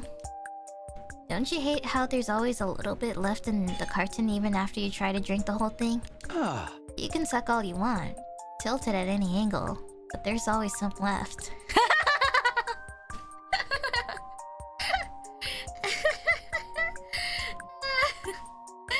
I'm sorry, this line is so funny out of context.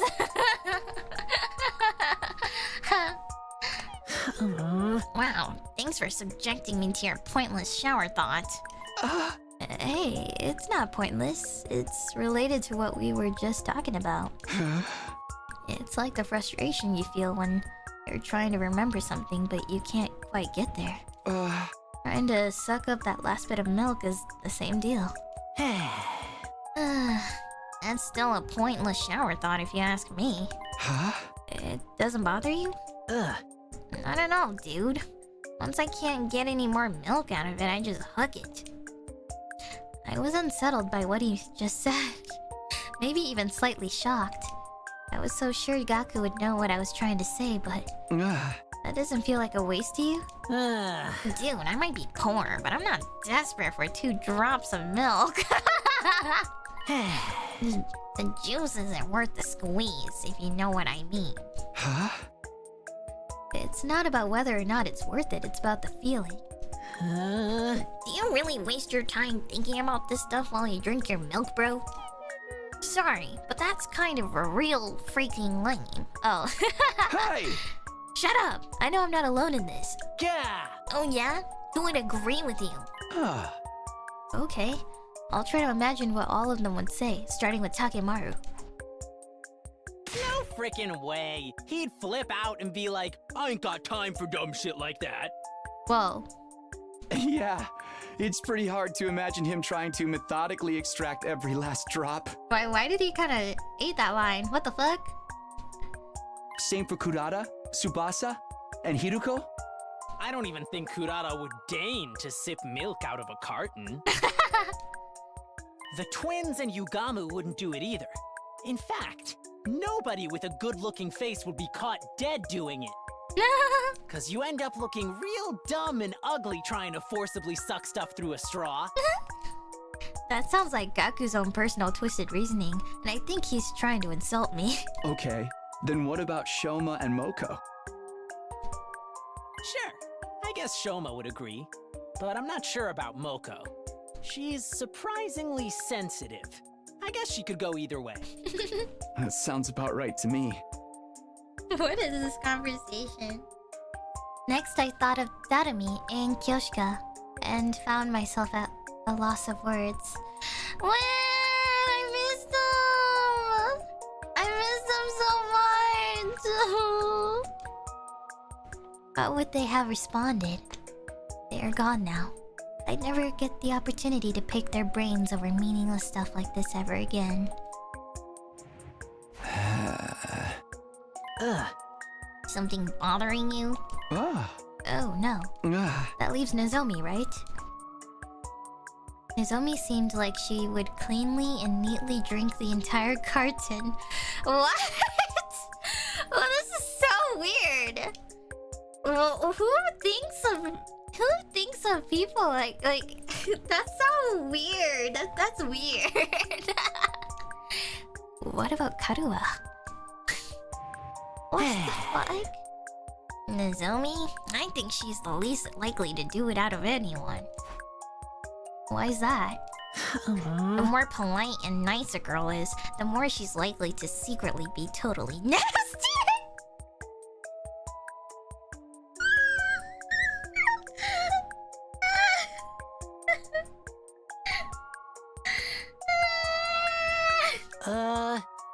You know, like the type of girl who'd throw out a cake you gave her with a smile.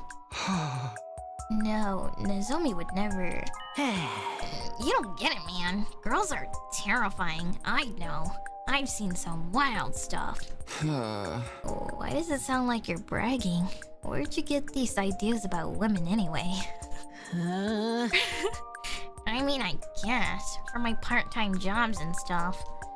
Gaku's eyes darted around. Anyway, Shoma is the only one who would for sure, which means you're in the minority. I felt strangely irritated seeing how smug Gaku looked about this. Maybe what he said about Nozomi had gotten to me. Hey, we don't know for sure. We have to ask. Yeah! I'm pretty sure the results aren't gonna change, but do you want to bet on it? If 3 other people say they try to drink everything in the carton, we'll say you win. Or 2 or less people agree, I win. Getting 3 people to agree with me feels achievable. Fine, what are we betting? Gaku sat in thought for a moment before a wicked grin spread across his face. You'll help me with a little something I've been cooking up behind the scenes. Please tell me it's not something that's going to upset the girls. Oh god. Fine, whatever. I just won't lose then. And if I win, you'd better stop making weird assumptions about Nozomi. Sure thing. Report back to me when you're done asking everyone then. I already know how this is going to end though. You're making me do all the work? Fine. My pointless shower thought ended up in an equally pointless wager. Well, I suppose this is better than constantly thinking about war. I guess I'll start by asking anyone who seems like they're not busy.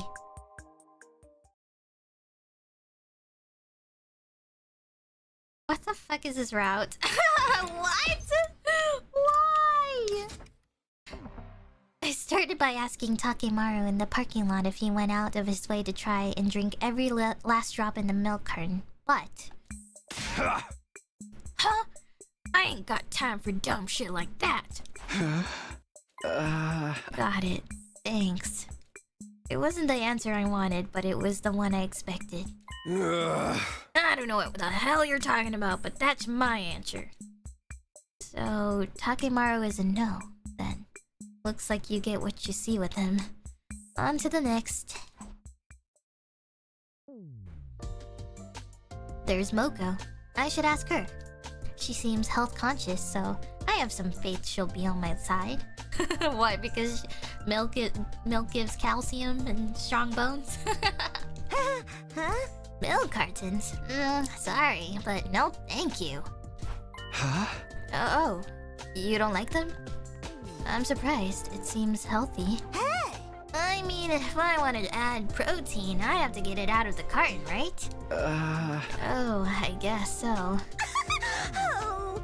But my recent fave is honey and liquid sweetener cocktail. Oh. That's an efficient way to get 20 times the calories of a normal person. Is that even a drink for humans? I guess that's a no for Moko. Too bad, I had hope. On to the next person. Uh-oh. Hoping this would be my moment to score a victory, I asked Shoma the same question. Oh. You wanna know if I drink every last drop in a carton of milk?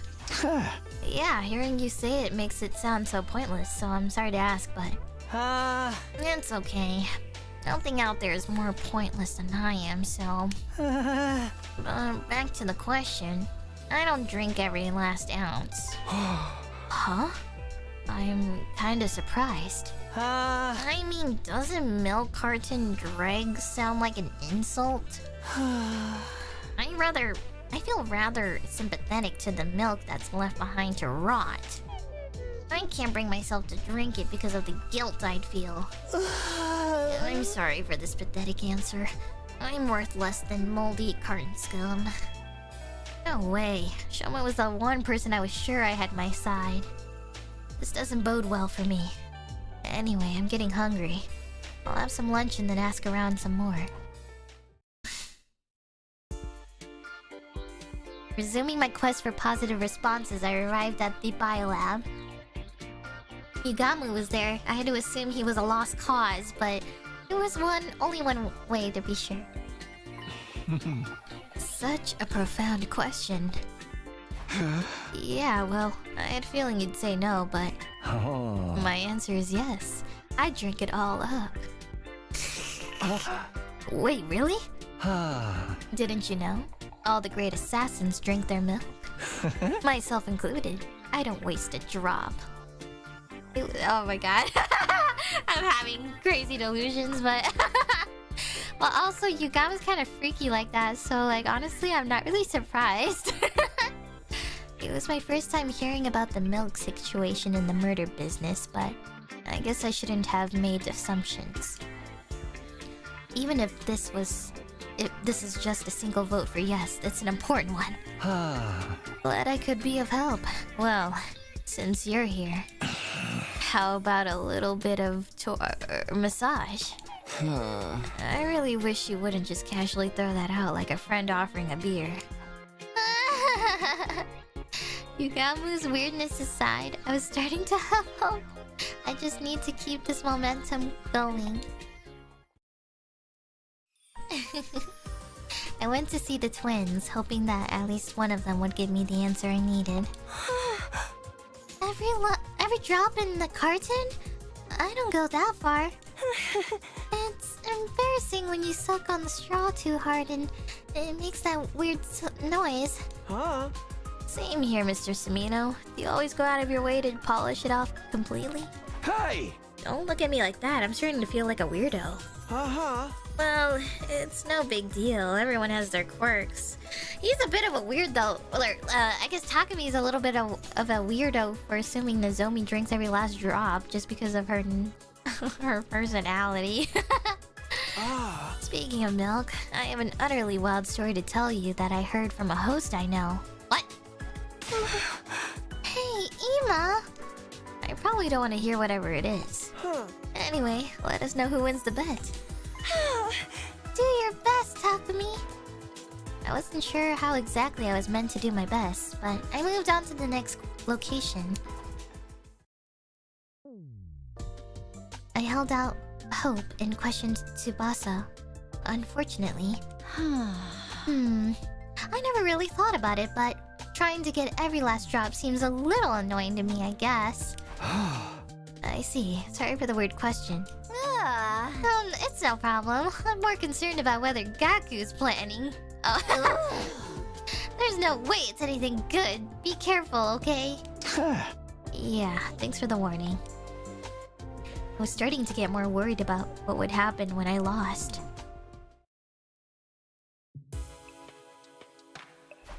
After asking 7 people today, I only had a single vote. I think I might have made a bad bet. Still, I never imagined this pointless thought would carry me through the day. I had a feeling I'd been thinking about something more important before I got onto the subject, but... if I can't remember, I guess it's not that important. And so, my thoughts wandered until I was lost in the fog of sleep. I had a dream that night. Someone was saying something to me. These mellow days will continue, forever and ever. Nothing of note will happen. Time will pass peacefully and quietly, and you will have fun and enjoy it. But if that's not what you want, maybe you should turn back. Once again, these mellow days will continue, forever and ever, into eternity. Proceeding means you've accepted this. You're ready, right? Then the voice disappeared into the darkness, and I fell further into a deep, restful sleep. Save my progress. Oh. I thought it was gonna end. What? Get preppy, ready? Looks like no sign of any enemy attacks today. I guess I'll go ask my question to all the people I didn't ask yesterday. I felt a bit goofy for doing this over multiple days, but there was no turning back now. Besides, peace is a good thing. Is this like some comedy route? First up for questioning today would be Nozomi. What a unique question. I knew you were going around asking everyone about something, but I didn't think it was going to be this. Stop, I'll get embarrassed. Well, what about you, Nozomi? Sorry, Takumi, but if I answer honestly, I don't try to suck up every last drop. Oh! Right, sorry for asking a weird question. A really weird one at that. It's totally okay, I'm not bothered at all. I knew Nozomi was a good girl. She'd never be secretly bad. What? There's just no way she is, but... Hey, Nozomi, can I ask another question while I'm here? You wouldn't impulsively take a cake and... Huh? Forget about it. Oh, crap. Why am I letting Gaku's delusions get to me? I'd better pull myself together and move on to the next person. The cold gaze Hideko gave me in response to my questions was 8 times more painful than I had imagined. This is easily among the top most pointless questions ever asked. Hey! Sorry, I can't even argue that. Well, my answer is no. Now don't waste my time with such nonsense. I'm really sorry. You're right, honestly. Damn, I haven't even gotten one more vote today. This isn't looking good. And you know what's the worst part, guys? His only vote is Yugamu. And now, if it's just like, if it leaves to just Yugamu and Takumi, it just makes them even like the weirdo duo. Who haven't I asked yet? Ava? Thinking of Ava made me feel a twinge of discomfort. It was like something about her made me feel uneasy, but that discomfort was quickly replaced by irritation. I'll just go find KURARA for now. Huh? What absolute tripe! I guess it was a waste to ask. Excuse me? How utterly disrespectful of you to say that when it's my time being wasted, you filthy commoner. I would never stoop to sucking on some cheap milk carton anyway, so it's all the more ludicrous. If you want to ask vulgar questions, you should ask someone vulgar like Kyoshka. Huh? Kyoshka? Oh wait, but she's dead. That's right. She should be hanging around somewhere. Come on, KURARA, that's not funny. What are you talking about? I'm the one who should be asking that. Why would she say that of all things? Were you speaking of me? What? Gah! Gah! You gave me a fright. My ears are ringing. You scream like you just saw a ghost or something. A ghost? Right. This only makes sense if she really is a ghost. I mean, I saw the attack that killed her. It happened right in front of my eyes. Oh god, no, not the flashback, no! No!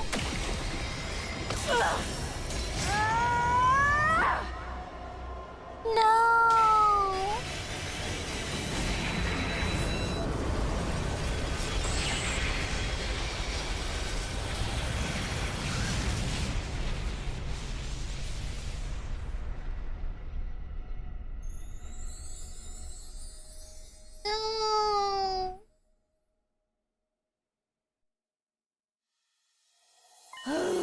If you keep yelling in the common area, I'm seriously gonna kill myself. Darumi! No, wait. Darumi too? We have to rewatch it? No!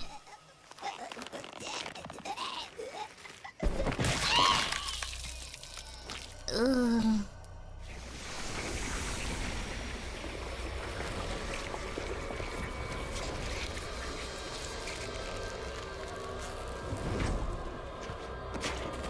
Man.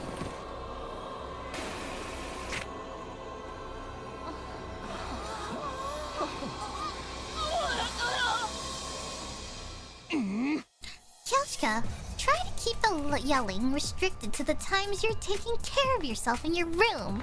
Oh, what does she sound like? Is she a grunt? Oh. I stifle myself with a pillow. What's going on? Am I dreaming? The two dead girls are here speaking and breathing right in front of me, as if nothing ever happened. Oh, you two seem to be faring much better. Now we're A-okay in terms of fighting power. Sire, what do you mean they're faring better? They died. Are you sleepwalking or something? It's normal to die in battle. Sure, the Revivomatic had a bit of a malfunction and it took a moment to get them back, but I'm sure I told you they were already up and about. Samurai only get stronger when they come back from the brink of death. Yeah! I want to kill the guy that killed me! Sire told me? Took you guys long enough. I was tired of waiting. Were you worried about us? Absolutely not. Fewer members means more work for me. Oh wow. You don't see traditional tsuneres like this in the wild anymore. Seeing the scene playing out in front of me made me feel like things were as they should be. Kyoshka and Darumi were alive. They survived. That's all that matters.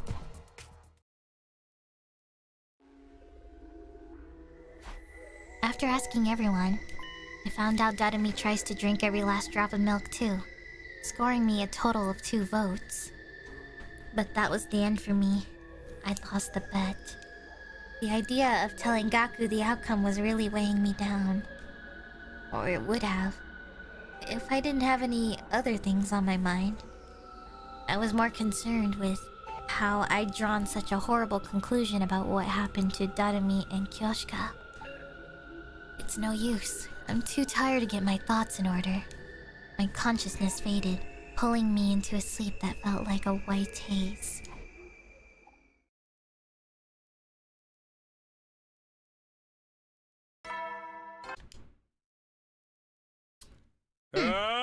Get prepared. Be ready to get. How long does this go for? I wonder. Morning again. I'd spent all of yesterday on something totally meaningless. I should have been confronting our life or death situation, but the idea of losing the bet had me frustrated. Maybe there's something I can do. Oh! Intrude defective. Alright. Damn, that was practically on cue. The familiar sound of the alarm snapped me back into cold reality. I could worry about milk cartons later. I need to hurry to the war room.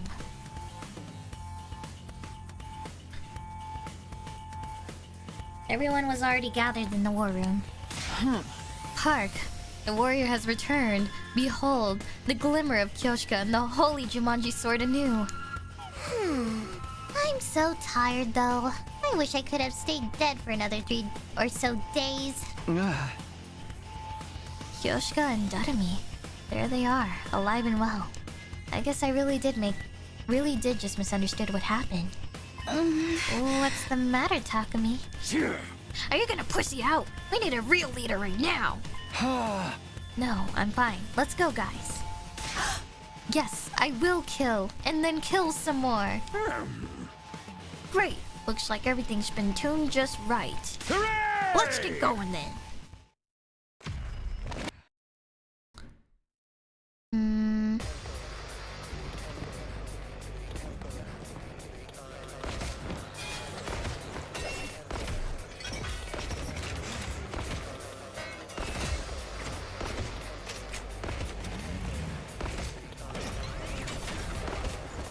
I forgot I can skip.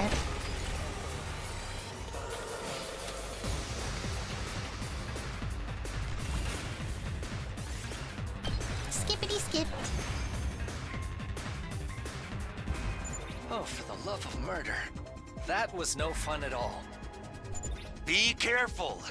I've detected a powerful enemy presence approaching. Is the headliner about to step into the ring?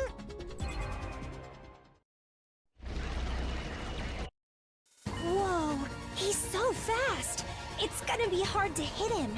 If we could just stop him, he'd be no more than rust on my holy Jumanji sword's blade. Takumimi! We need the next chapter of your official strategy guide. Takumimi? I'm pretty sure traps were effective last time. Then leave it to me. All fools who would dare oppose the old Suzukis will spend all eternity regretting their decision in hell! I'm coming for you! Oh.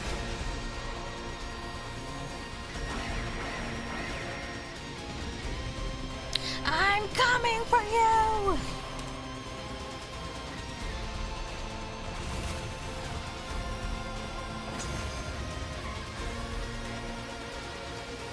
Once we stopped him in his tracks, he was no issue at all. Then let's kill him already. Yo, when this is done, we have to settle our bet, Takumi. Huh? What's that? Something shining in the sky. The sky? Oh. You?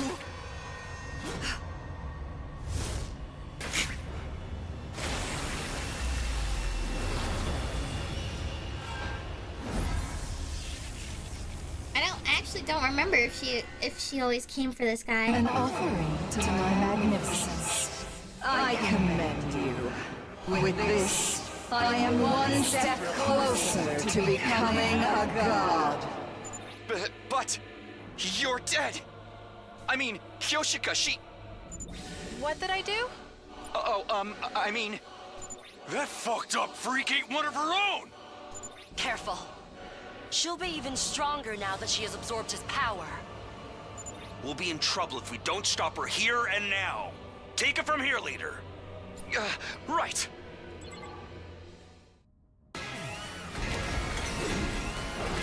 Bow down! Bow down! Blood of my bond, release! I still think it's the coolest line ever. To inflict such a grave wound on someone as great as I seem to have underestimated you. Out of consideration for your effort, I will retreat. But I will obtain that power and become God. I am the paragon of hope, Veshness. Await my return with bated breath. I think it's so ironic how she is the paragon of hope. If anything, she's more like the paragon of despair.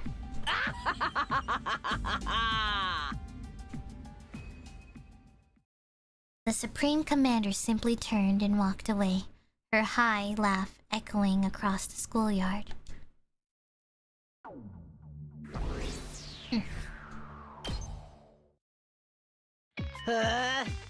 Okay, Takumi, let's hear it. How'd our bet turn out? Is now really the time? I just don't want you to use this as an excuse to brush it off. Are you talking about the milk carton thing? You're still doing that? Oh, this is perfect. We can announce the winner in front of everyone. Go on, tell us if you managed to find 3 or more people who drink every last drop. Crap, at this rate I'll lose the bet.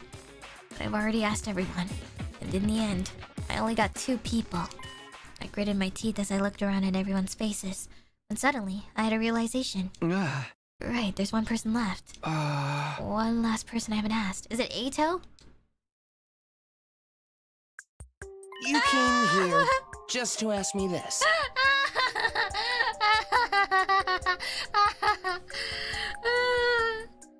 Oh my god, is he gonna be the turning point? He's gonna say he drinks every last ounce. Oh my god. He's gonna save us. You're such an interesting person.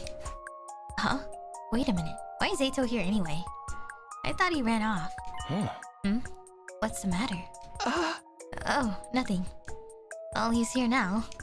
I thought Dadami and Kyoshika were dead too, but they're back. This must be the same kind of thing. No need to worry about it though.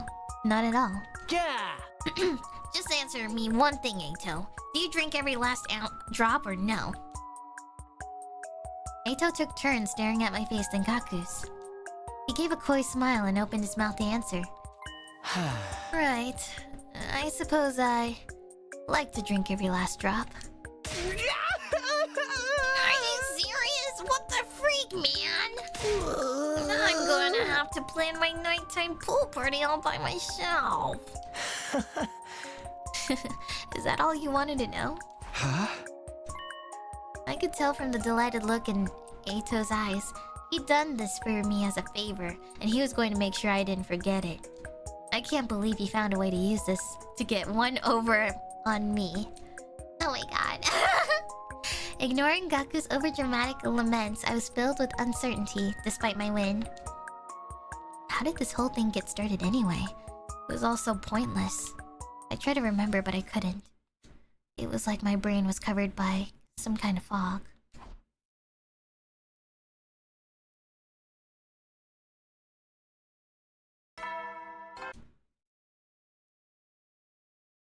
Get prepared. Be ready to get...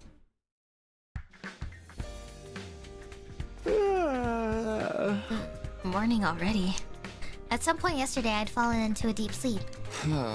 Feels like I get mentally exhausted so easily lately. I sure hope it's not because I went back in time. Anyway, I should get back to the cafeteria and eat something.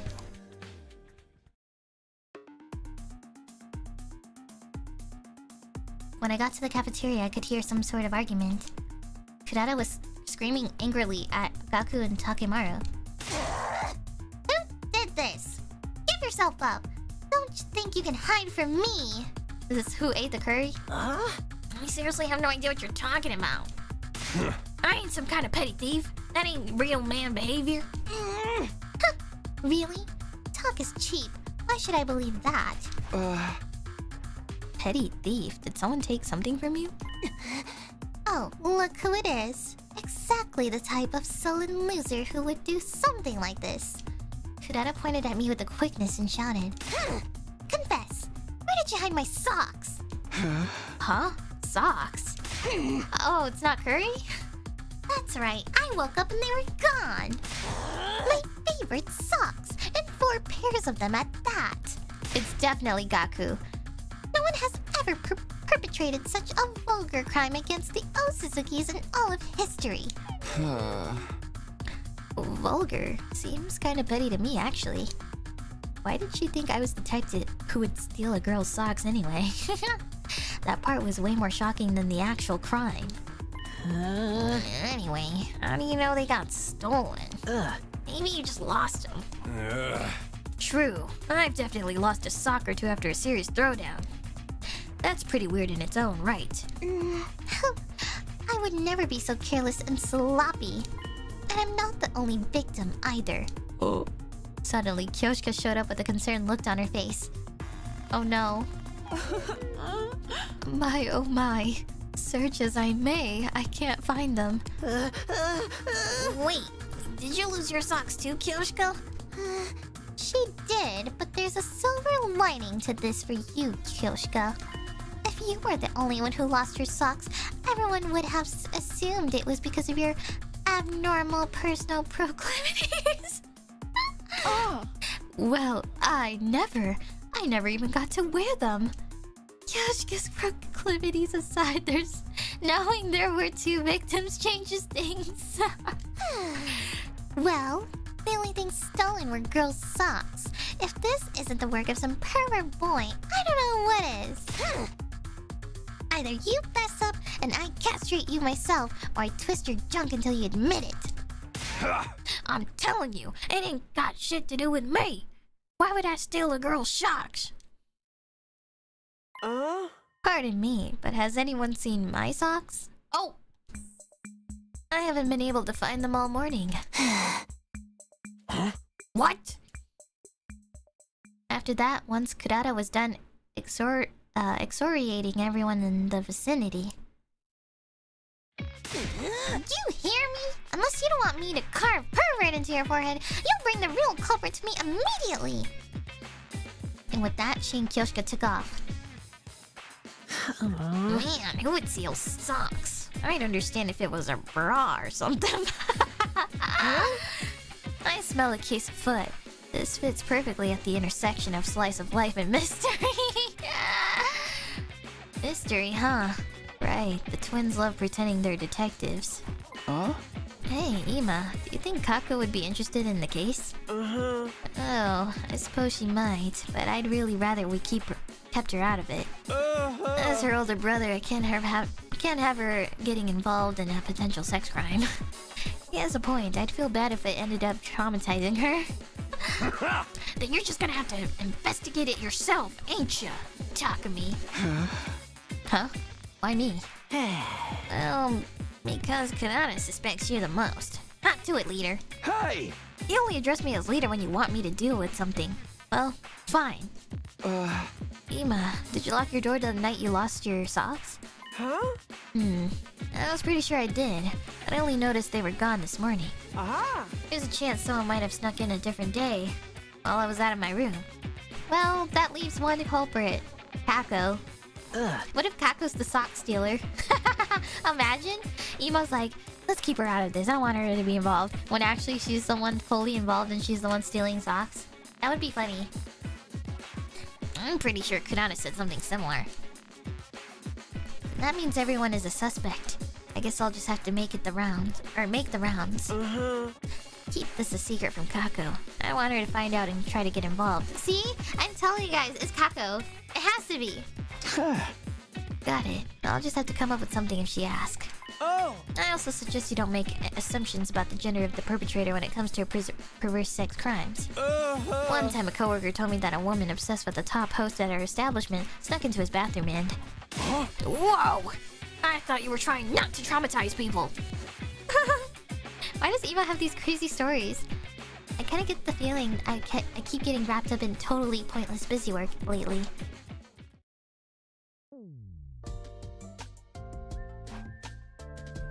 Despite all my investigative efforts in the afternoon, I'd made shockingly little progress. I'd inquired with every last person, but I didn't get a single clue. I would have taken anything, even a vague witness testimony of suspicious person on the prowl, but everyone seemed like they were being honest. I had no suspects, as far as I could see anyway. It's too late now, but I'm annoyed I'm being forced to do all of this legwork. Huh? Well, it's time to study. Understood. I look forward to this. Taco and Ava entered the library. They spread out dozens of encyclopedias and books on the desk as they chatted about something. What are you two doing? Oh, Takumi. Well, actually... Officer Kako is providing me with military training. That sounds dramatic. Military training? That's what Ava seems to think, but I'm not actually going to teach her fighting strategies or anything. Eva doesn't seem to know much about us, so I thought I should teach her. Oh, okay. They're just studying Earth culture. On closer inspection, Ava had a bag full of something by her feet. It was full of what looked like junk. I guess they're teaching materials. Well, I don't fully understand, but I'm happy to see it. I'd hate to get in their way, and like Ema said, I can't let Kako get involved in what's going on. I exited the library and left the two of them to their fun. What if the bag of junk is all the socks?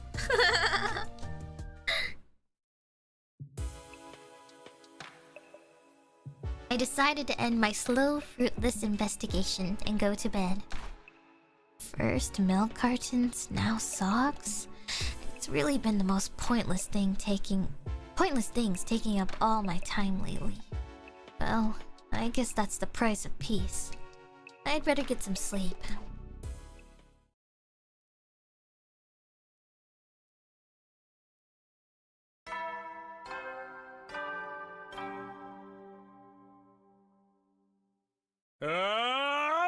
Get prepped, be ready to...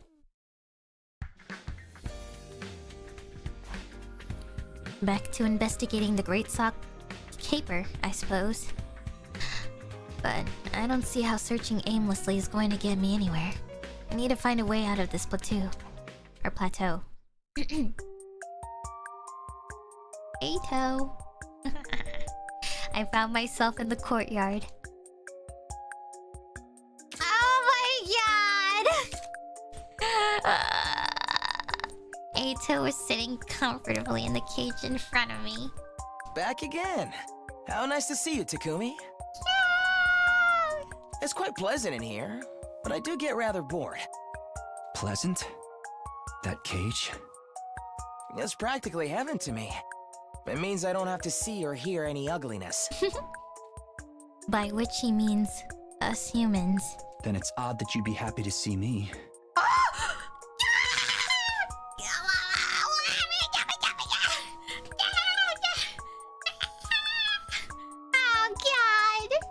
It must be unbearable for you to hear and see me. You're special, Takumi. Your intrigue outweighs your ugliness. I felt like I was seeing something I wasn't supposed to as Ato spoke to me with such passion heat in his gaze. Now then, I suppose you're here because you have something to ask me. Oh my god, I'm eating this up so hard. If not, you wouldn't want to see me. It was aggravating the way he saw right through me, but I swallowed my pride and explained the sock incident to him. I see. I envy you guys. How nice that you can afford to concern yourself with such trivial matters while we're trapped in a war zone. I didn't come here to listen to your sarcasm. If you don't want to engage with this, I'm out. Wait, hold on. I'm happy to play armchair detective for you. Give me a moment to think about it. With that, Eito began to contemplate. A criminal trapped in a cage assisting with an investigation. I think that movie swept the Oscars. Yeah. Sorry. For some reason I thought Oscars did not sound right. The protagonist got advice about her cage from a serial killer doctor. Eito might be able to rival him in terms of sheer lunacy. Wait, was this a reference? Case from a serial killer doctor? I have no idea what that's a reference to. Silence of the Lambs? Oh. I've never watched that, so I don't really know. I've never watched it before. Is it good? Well, I guess if they're talking about Oscar movies, then maybe it's probably like a classic, yeah. Come to think of it, didn't the doctor escape his prison in the end? He escaped. Hey, Eito. You broke out of this cage before, right? Why in the world are you bringing that up now, Takumi? It's true. I did successfully escape once. But you caught me soon after. So now I'm here once again. Oh. We caught him? When did that happen? My head feels so foggy. Did Tsuri not brainwash him too? Takumi? Are you okay, Takumi? Oh.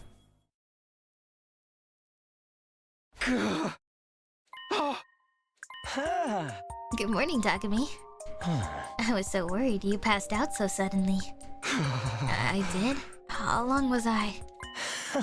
Just shy of an hour. Your hideous sleeping face was quite amusing. Finding out I was being observed by Eito while totally helpless has to be the worst thing to wake up to. Anyway, I have something to tell you now that you're awake. A little bit of advice from my cage about your sock robbery case. Do you know who did it? I haven't worked out that much, but this might help. What you see is not always the truth. Huh? What you see is not always the truth? God, what a typically Eito thing to say. But in some strange way it clicked.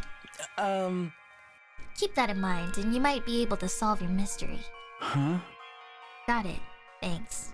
Eito only talks in riddles whenever it comes to like a challenge or like mystery or figuring something out. He only poses it as like a mystery question or in riddles. Now I've done you 2 favors, haven't I? 2. Right, I owe him after he sided with me in my wager with Gaku. You want to make a point card to keep track? What a wonderful idea. What will I get when it's full, There's probably nothing I can do for you. I doubt that very much. Well, suit yourself. I'll be seeing you again, Takumi. In the meantime, I'll come up with a nice design for the stamp card. Is this guy serious? Oh my god. Yeah! Oh my god. Maybe it was because of that strange fainting incident, but my head felt heavy.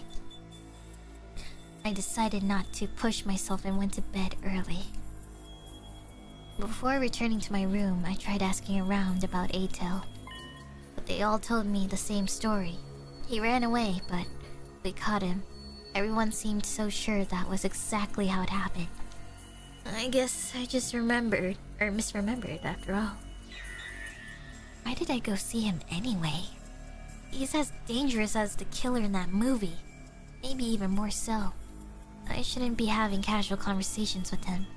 I don't want to keep owing him favors either. But still, the advice he gave me turned over and over in my head as I started to doze off. What you see is not always the truth. The truth. Where can I find the honest truth?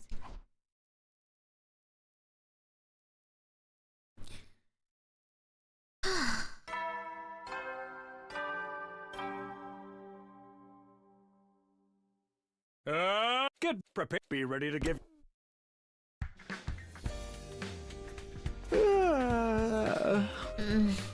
Morning again. I scratched my head and started to get out of bed when I was overcome with a bizarre sense of discomfort. Day 47? Something felt strange about the date and the announcement. I couldn't explain exactly what it was, but... Yeah, what? I thought we were like in the 30s. Intruder alert. Intruder alert. Defense.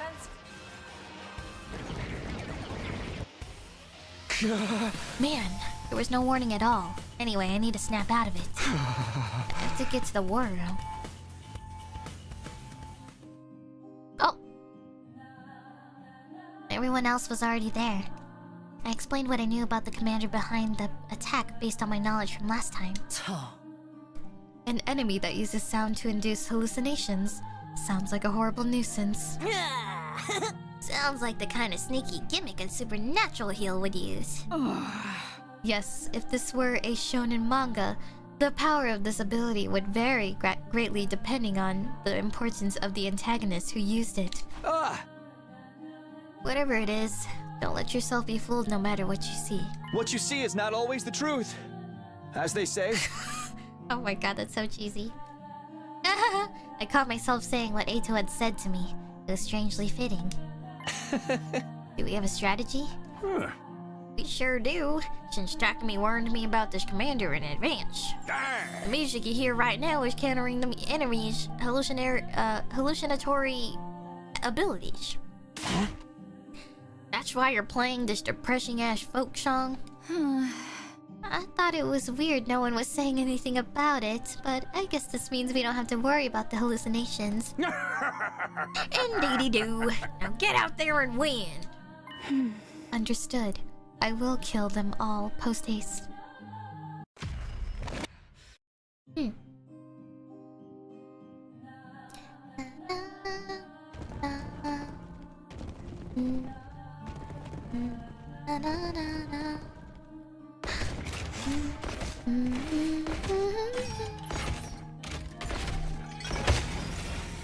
Skip, skip, skip.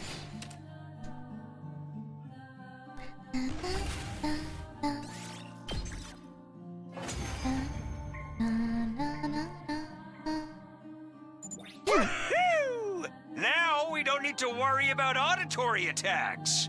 Hell yeah! And good fucking riddance to that annoying song, too. Once we knew how it worked, it was no problem at all. Way to go, team leader! What about me? I'm the one who actually countered it. Wait, everyone! Something's coming! Alright, idol girl.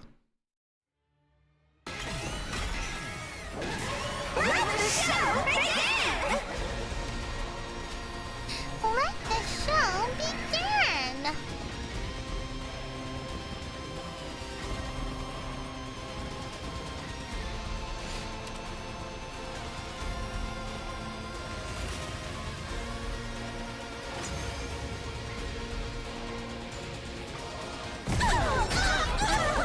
Alright, time guy?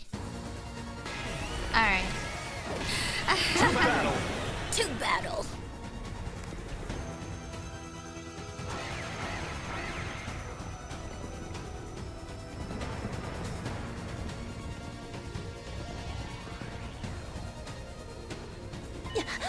What's going on? Turum Tammy's wounds. That commander can turn back time. Huh? What kind of a garbage game lets the enemy save scum? We need to take out New Kink, or things will just get worse and worse. Looks like that's our only choice. We have to figure this out. This is my specialty! A show especially for you! Hi-ya! Here I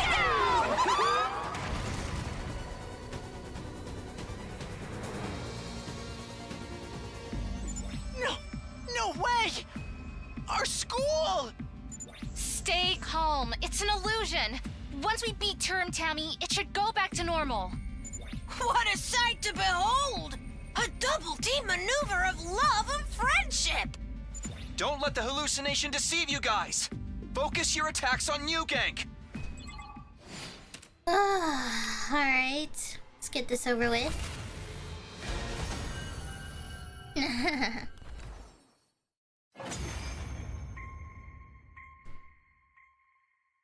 The battle was over. With Term Tommy defeated, we could see the school as it really was again. But our relief was short-lived. While we were distracted, Veshness made her move. Before any of us could react, she swooped in and absorbed the cryptoglobin from New Gang and Term Tommy. She sucked up her comrades' power greedily, leaving them blackened. Desiccated corpses, tossing them aside like garbage when she was done. Veshness. Well done. Truly. And so thoughtful of you to make an offering to me so that I might ascend to further greatness. Yikes! She sucked up their cryptoglobin and got even stronger! For fuck's sake! Let's beat her ass! Don't be crazy! We're all run ragged! Right. It would be suicide to challenge her after fighting 2 other commanders. Fear not. I will not kill you here. I will prolong your lives while you are of use to me. Flounder and writhe, insects. Veshness laughed derisively as she took her leave. Oh, thank God! Oh, for the love of murder. Even though we'd managed to defeat 2 commanders, our defensive battle left a bitter taste in our mouths. So long as Veshness is alive, we'll never be able to win.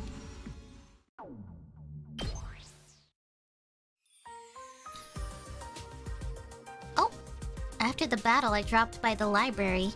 The way that they just moved on, that was so funny. Veshness just showed up and they're like... It just went back to like normal day life. Taku and Ava were there, a mountain of books spread out before them. Okay, let's get back to it. I am excited. Our mission resumes. A bag stuffed with something or other that was beside Ava. Right, she brought it last time for some reason. Are you guys doing your cultural studies again? Oh, Takumi. Yes, that's right. Ava has been so motivated to learn recently. It seems like something Siri would oppose to, but if he hasn't come to stop them, he must be giving them tacit approval. We'll be continuing our Christmas field training mission. Huh? Oh, so that's why they stole the socks. Christmas? That's right. I explained to Ava all about the yearly events we have. But it seems she's most interested in Christmas. She wants to practice so she can become Santa. A mighty man who can deliver military resources to the whole world in a single evening. Supply is essential to strategy, so his conduct is truly heroic. Right, that's why she wants to be like him. Indeed, a laudable goal. Be Santa. I don't really think I get how she views Santa, but I guess I'm happy for her. I guess that means the bag beside her is her sack full of gifts. It's kind of disturbing that it seems to be filled with weapons upon closer inspection, though. Huh? Struck by something, I suddenly lifted the bag.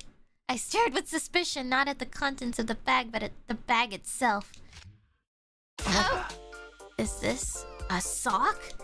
Huh? Oh, wow, it is!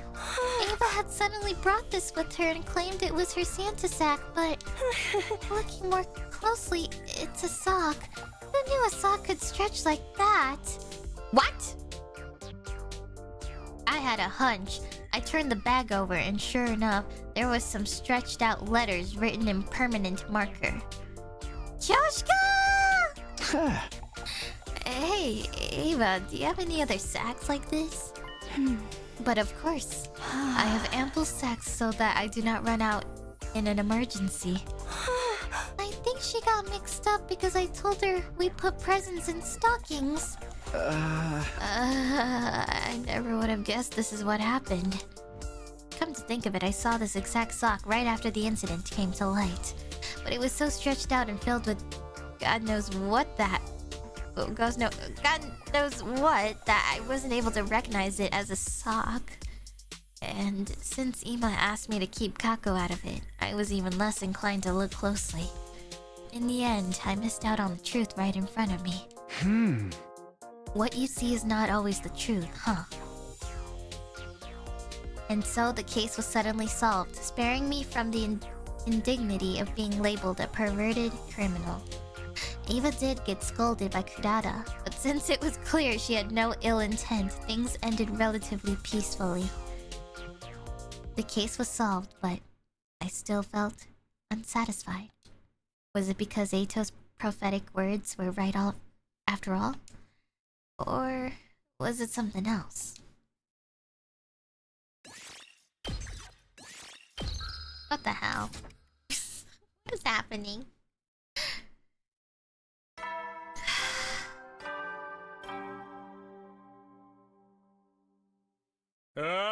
Get preppy, ready to...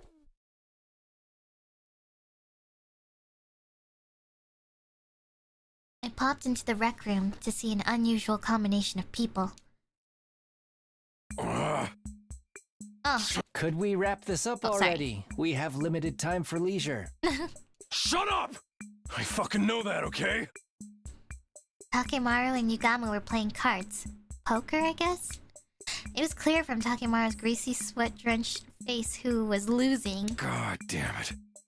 Okay, this hand'll do it. You're calling, then. Let's show our hands. Takemaru had a 3, 4, 5, 6, 7 straight, while Yugamo had a... Full house. I win. Ah, fuck! Yugamo scooped up what paltry amount of chips Takemaru had left. Looks like I was just in time to see the end of a long battle. Well then, I'll be sure to collect what we bet on. Yes, how exciting. Huh? Just out of curiosity, what was the bet? Oh, nothing too remarkable. Takemaru will be my torture guinea pig for a week, that's all. Wow, that's even worse than I thought. A man never goes back on his words. Do whatever you want with my guts. I wish you'd be a little less willing. This isn't a butcher sale. Why would the person with the worst poker face in the world make such a suicidal bet anyway? I always thought your burly build would be perfect to experiment with. I haven't gotten anything this good in ages. I can feel the blood flowing to all the orifices! Yugamo waved his fingers lecherously, his expression one of pure ecstasy. Wait. I can't let you do that to one of your friends. Talk to me. I lost fair and square. Don't pity me and make me look even worse. Hey! That's not it. As leader of this unit, I can't overlook a high-risk interaction between comrades. Obviously, this could be a problem for a group living situation, but it could affect our future defensive battles too. I suppose you do have a point. But I'm an assassin. I respect a contract above all else. I'd be less than scum if I ignored what was agreed upon. Big words coming from a murderer. So, for the sake of our leader, I have a suggestion. I'll offer you a rematch. Huh? What are you talking about? We'll play cards again some other time. If you win, your debt is cleared. But if I win, it'll be my guinea pig as originally promised. I see. He's making the biggest concession possible. But it's kind of more scary to see a killer being so rational and approachable. Huh? Sure. Does that work for you, Takemaru? Hey! You didn't have to do that. I was ready for this. I'll do it for our leader. Thanks, I guess. Now then, when shall we have our rematch? Right. Come to think of it, Takemaru has no hope of winning right now. In a week. No, 10 days. You're asking for a lot. 10 is too many. I'll give you 9. Can't spell strychnine without 9? What the fuck? Fine. 9 days from now means the rematch is on day 57, then. Hey! Don't I get a say? I'm ready to go right now! You'd lose again. I'm going to train you until it's time for your rematch. Train me? I like the sound of that. Now things are heating up. This was how there's some machination.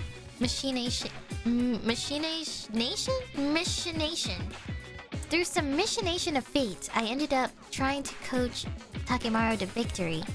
Although I'm hardly a poker expert myself. Well, there's no turning back now. I'll just have to do whatever I can.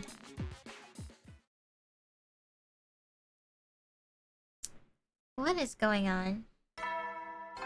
Where is this going? Is this just comedy route? Get prepared. Be ready to... First things first, I needed to assess Takemaru's skills for myself. We had a casual match so I could see where he was at, but... I got nothing to show for myself. Takumi, you gotta be a gangster to be this good. Which crew do you play for, huh? I'm pretty bad at this, honestly. It's just that you're even worse than I imagined. Damn! Damn, I didn't expect much, but I never thought he was this bad. From what I can tell, you might be trying too hard for big hands. You keep busting after making Hail Mary plays. Huh? You stupid or something? Why wouldn't I aim for the best of the best? Huh? I mean, I kinda get it though. It's all in or nothing. Also, your face completely gives away whether or not your hand is good. You need to bluff more. Bluff? That's some coward shit right there. Oh my god, who knew someone could be this poorly suited for poker? I still have no idea why he would make such a serious bet on a game he's so bad at.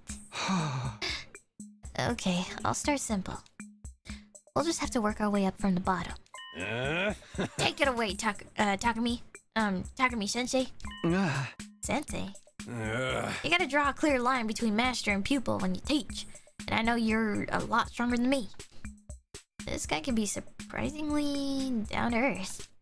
I just wish he'd follow my lead when it comes to strategy too, but one thing at a time, I guess. Not that I think he'll be able to bluff, even if I teach him.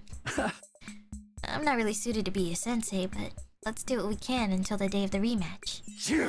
Yeah, let's leave that bastard Yugamu speechless. I tried to coach Takemaru through the game of poker as much as time would allow. Honestly, there wasn't a single day where I felt we'd gotten any results. Even if we still have time, it's almost impossible to imagine him beating Yugamu. Maybe I need to find another way.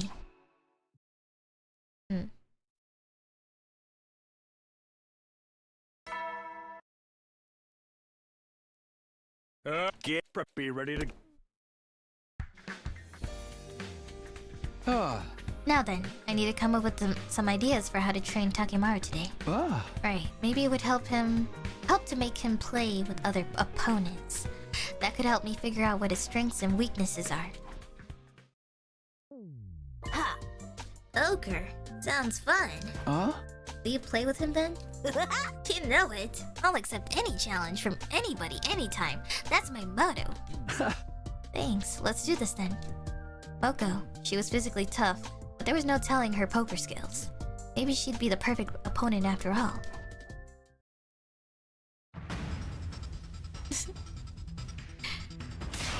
Hell yeah, I won! You got me. Not bad, Takemaru. Same to you. We've been going back and forth, but I'm gonna clinch this in the next hand. Show me what you've got. You're not gonna get me to tap out that easy. What a shock. They've been equally matched so far, much to my surprise. Trading wins and losses. Just when I think Moko has him cornered, Takemaru claws his way back. Maybe Takemaru is getting the hang of it? Aight, here we fucking go. This is how I win. Suck on this! Killer Full House! What? Moko leapt up as if she'd been struck by some kind of invisible force, sending her chair flying.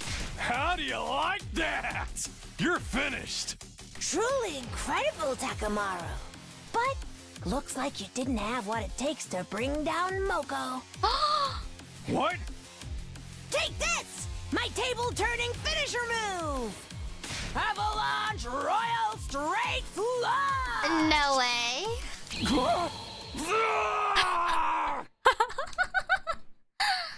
Faced with the reveal of Moko's incredibly powerful hand, Takemaru did a somersault and fell face down on the floor.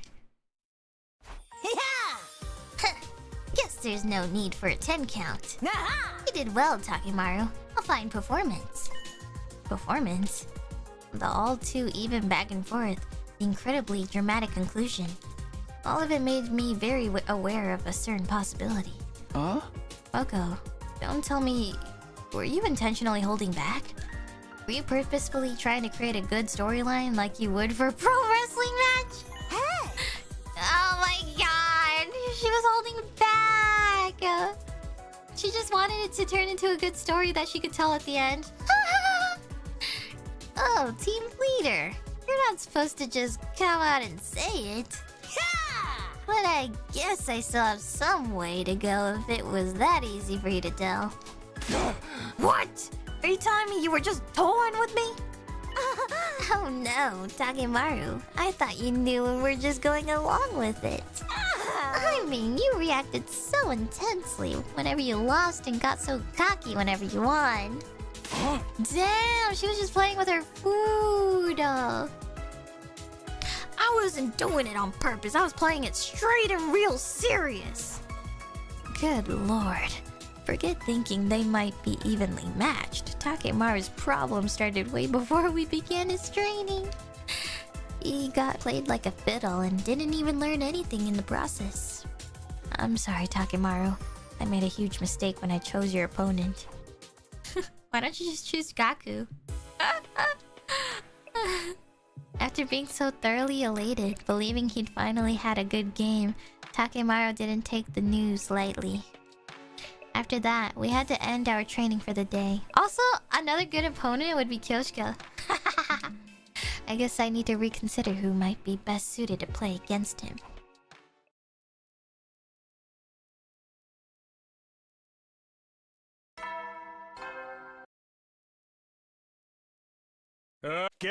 Be ready to... Now then, what to do for today's training? I think it might be important to let him get a proper feel for what it's like to win. They say success leads to improvement, after all. Which means I need to find someone Takemaru can actually beat. In that case, I think I know who it has to be. Is it Kyoshika?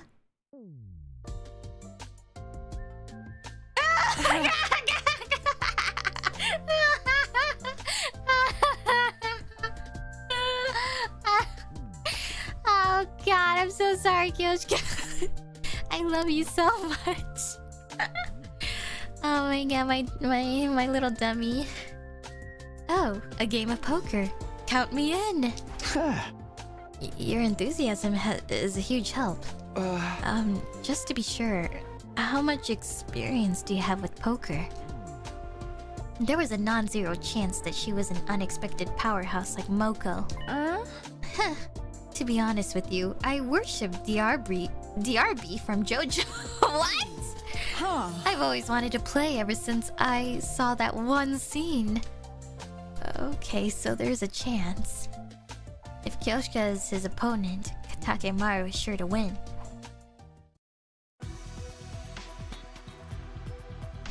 I've never watched JoJo, guys, so I'm sorry. I don't know the reference. So, I'm playing with you today, huh? You sure are. What should we bet? How about our souls? What? Our souls?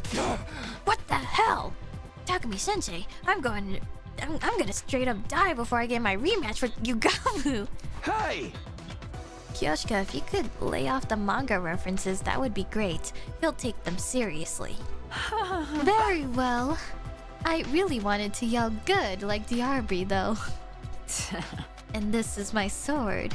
The Holy Jumanji sword. I told you to put that thing away! And so began their game. Yeah! Take this! A straight! Ha! I have a straight too. Does that mean it's a draw? Wait, no, Kyoshika, that's not right. Those are all face cards and aces. And they're all the same suit. That's a royal flush. What? What? No! Oh! Then I won! No way! Let's go! Full house! Now I win for sure. Oh no. I have a joker. So, I guess I have a full house too? No way. No, if you use the Joker like an ace, you have 4 of a kind. Oh my god. What the hell? Did I win again? No way. No freaking way. Eat this! 1 pair! Behold my royal flush! Again? That is a royal flush. I mean, no matter how you look at it, Takemoto loses, so... This is horrible. I can't believe this is happening. Guess you finally realized that Kyoshka has freakishly good luck. Only for completely worthless things, like this peasant little game. What a useless trait. I'm pathetic. I can't even beat Kyoshka. This is the exact opposite of what I was hoping for. I'm scum. I'm trash. I'm a maggot. Wait! He can face Shoma! Huh. Did I accidentally do something again? You have no idea. Hey! I'm so sorry, Takemaru. I chose an even worse opponent than I did yesterday. I couldn't bear to see Takemaru with his self-confidence so completely shredded. It was a horrible tragedy, like watching a train wreck. I sure hope I can find him a suitable opponent tomorrow. It has to be Shoma or Gaku. Those two. Has to be.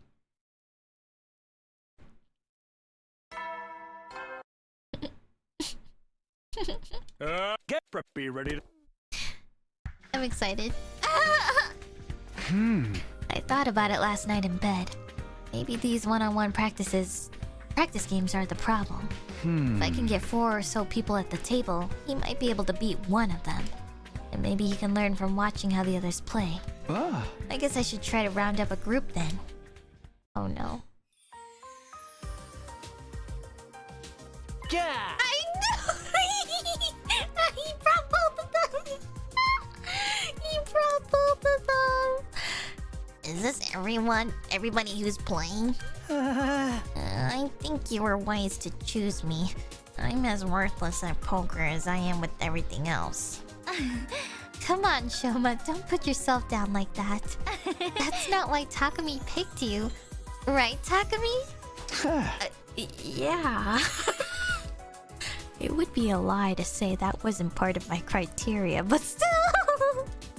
I had a feeling this combination of players wasn't going to make it for a regular game.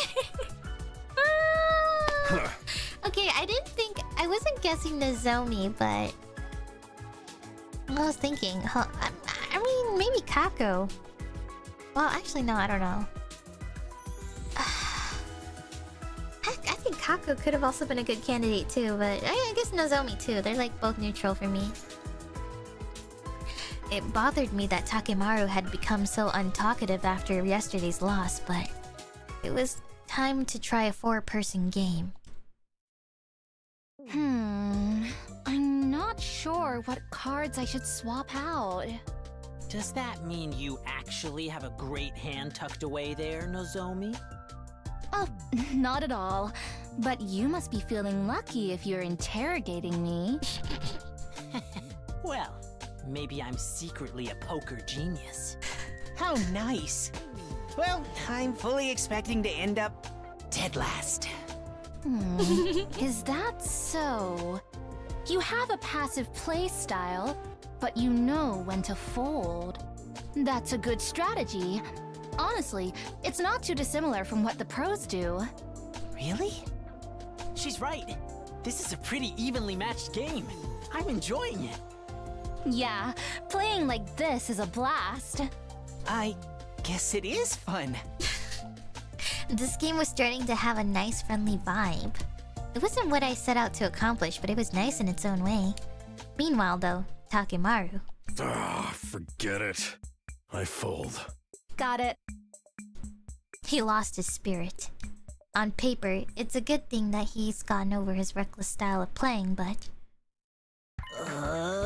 Crap! I fell to 3rd place. I never should have messed up like that. I can't believe I came in 2nd. I'm so sorry, everyone. Don't be sorry, that was pure skill. But me coming in 1st was just a fluke for sure. No way. But dude, that was fun. Let's do it again soon. I'd love it if everyone else could join in next time. Right. I'll make sure to lose next time. The 3 of them enthusiastically analyzed their game. I guess all that matters is that they had fun.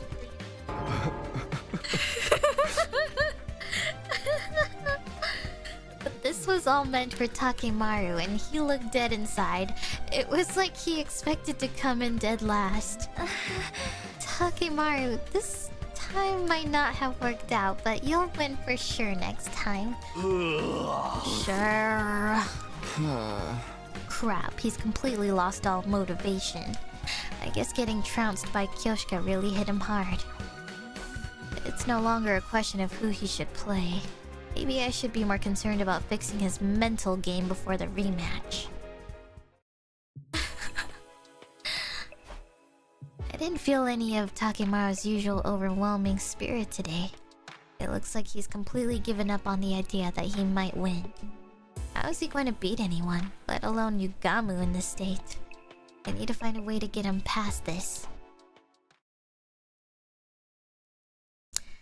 Wow. This is a crazy slice of life route. Get prepared. Be ready to... 4 days until the rematch. I haven't improved at all.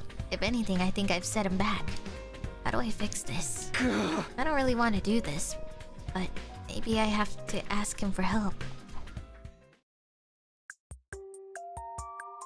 No way. It's become somewhat of a habit for you to come to me for advice, hasn't it? Hey! Yeah, unintentionally.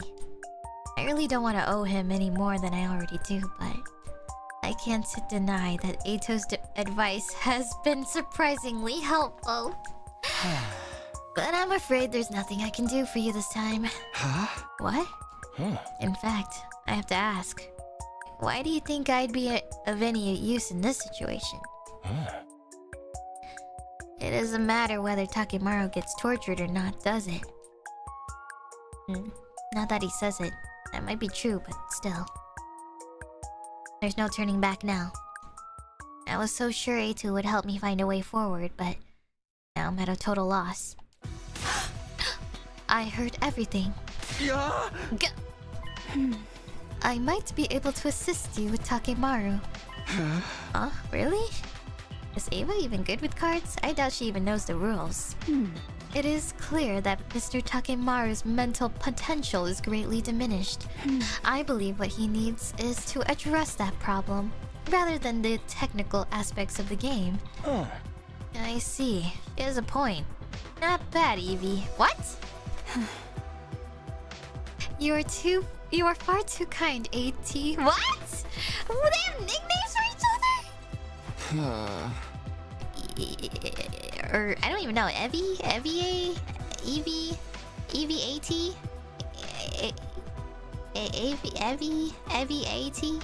I don't even know how to like pronounce these names.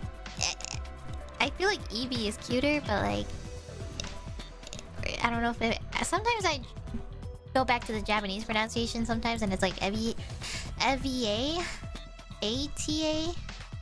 But like it sounds too hard to say it that way. So Evie and A-T. We were cage neighbors in the courtyard. We went through some stuff together, and now we've bonded. We are BFFs. Yay! Peace and love.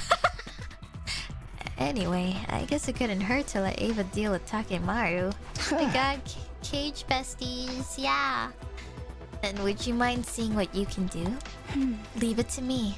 I will show you a miracle turnaround.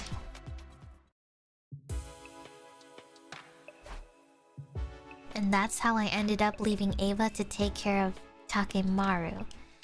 I'd be lying if I said I wasn't worried, but I guess I'll just pray things turn out for the best and get some sleep.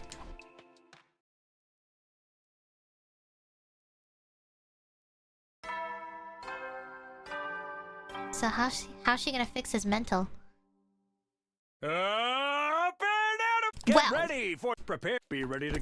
If he really wanted to think outside the box. Morning already. Huh? I wonder how Takemaru and Ava are doing. I'll go check in on them later.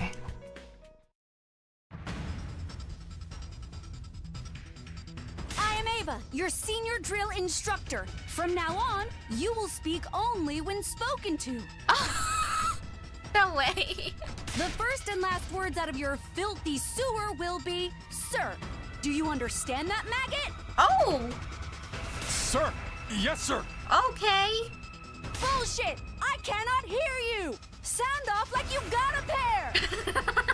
Sir! Yes, sir! Oh my god. I'm on my knees. Ava? You are the lowest form of life on Earth. You are not even a human fucking being.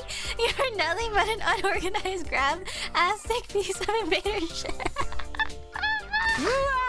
It is my mission to trim all the useless fat from the Special Defense Unit.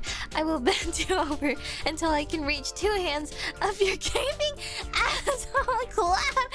What is she saying? Sir, yes, sir. Do you think I'm cute, Private? Do you think I'm funny? Then wipe that disgusting grin off your face. You will not laugh. You will not cry. What is happening? I pretended not to see what I just saw and left the rec room. What do I know? Maybe this kind of rough treatment is exactly what he needs. Takemaru spent the rest of the day getting beaten back into shape by Ava. I felt a bit sorry for him, but if anyone was tough enough to survive this, it was Takemaru. I think anyway.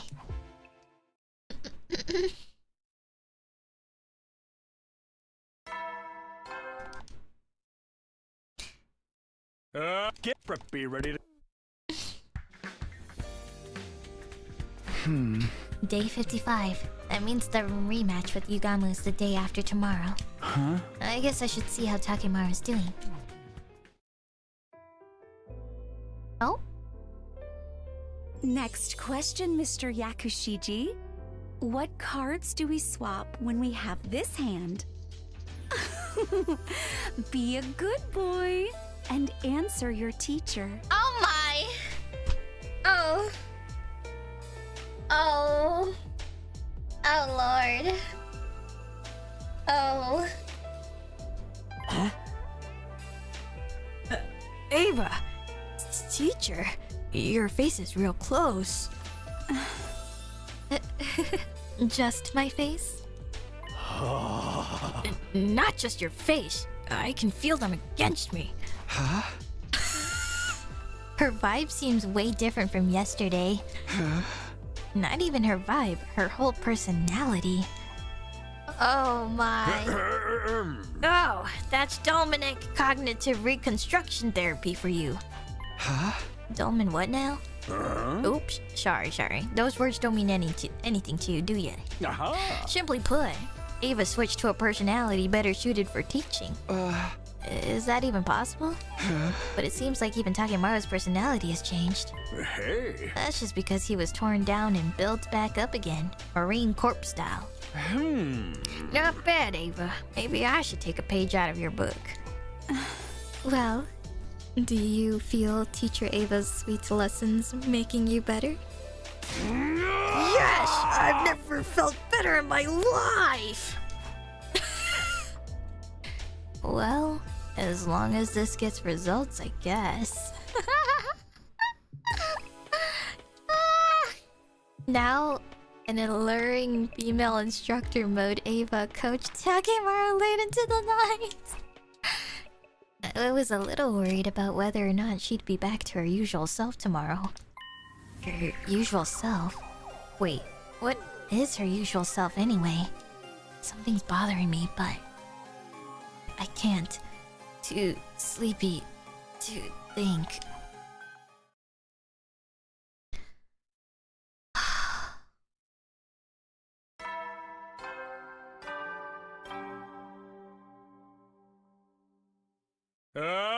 Get preppy, ready to... The rematch between Yugamu and Takemaru is finally coming up tomorrow. Now all hope for victory rests with Ava. I'd better go check in on how those two are managing. There's no way things have escalated and gotten even more ethically dubious since yesterday, right?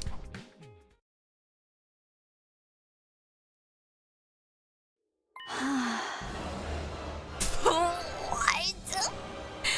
Why is the Veshna's BGM playing? Through an internal process of release and purification, your soul has reached a new stage. Yes. All of my worldly desires and tumultuous emotions are now calm. Indeed, this is the path to enlightenment and serenity. You see how your emotional libido has reached paradise through qualitative collapse? Yes, and I see a light. An orange light. What is this? Oh, Mr. Takumi. I overstimulated his emotional state to the point of destruction. Huh? Overstimulated? Is that what was going on yesterday? Yes, the female teacher experience was too much for a healthy delinquent male student. As a result, his impulse for desire was overwritten, and now he's in the ideal state to receive an education. Now all that's left is to drill the necessary techniques into his head at the optimal efficiency rate. Hey! I see. This isn't exactly what I was expecting, but I was right about things being pretty wild over here. Huh? Teacher, I'm streamlining intuitive action items and synergizing revolutionary scalability. Very good. Continue to use your alpha to kappa your beta all the way to true epsilon! What? Oh, I am a perfect soldier. I think I'd better just leave them alone. What?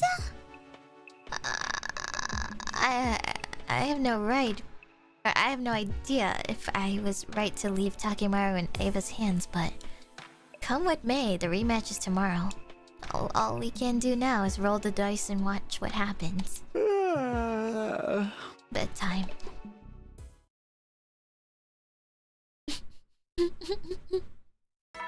This route is so stupid. Get preppy, ready. It's so funny though. And so the day of the rematch was finally upon us. I doubt how much competition Takemaru can really provide, but no matter what happens, I need to see how this competition ends.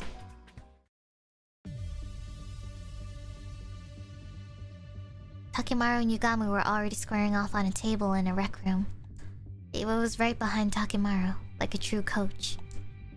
You actually came to face me. How delightful. Who do you think you're talking to? I never back down. Looks like he went the full Or he went full circle and came back around to Takemaru. To the Takemaru we all know and love. Which means I can't say I'm super confident he's going to win. Before we begin, allow me to reaffirm the terms of our agreement. As I mentioned before, as an assassin, I value the importance of a proper contract. When you lose, you'll immediately be my guinea pig to torture without mercy. Yugamu's words caused a shiver to run down my spine. I doubted he was bluffing. Even if Takemaru is a friend to him, he won't show an ounce of mercy. Hey! Yeah, no shit. Do you think you're gonna get me to chicken out this late in the game? No. I was merely making sure. Now then, time for a rematch of our poker game. Hold it right there. We ain't playing poker. Huh? We're playing Old Maid! Huh? What in the world are you on about? I didn't take you for a jokester. This is no joke. Yugamu, you said it yourself. You said we'd play cards again in 9 days. Oh, that's right. He really did say that. I see. I do remember saying that. In other words, as long as it's a card game, it does not violate your contract. Our contract, you say? You found yourself a nice loophole, haven't you? Very well. I agree to playing Old Maid for our rematch. I see. They used Yugamu's own allegiance to contracts against him. If this is Ava's strategy, that must mean they've been secretly practicing Old Maid for the past 3 days. She might have given him the advantage, relatively speaking. But even with this, can Takemaru win?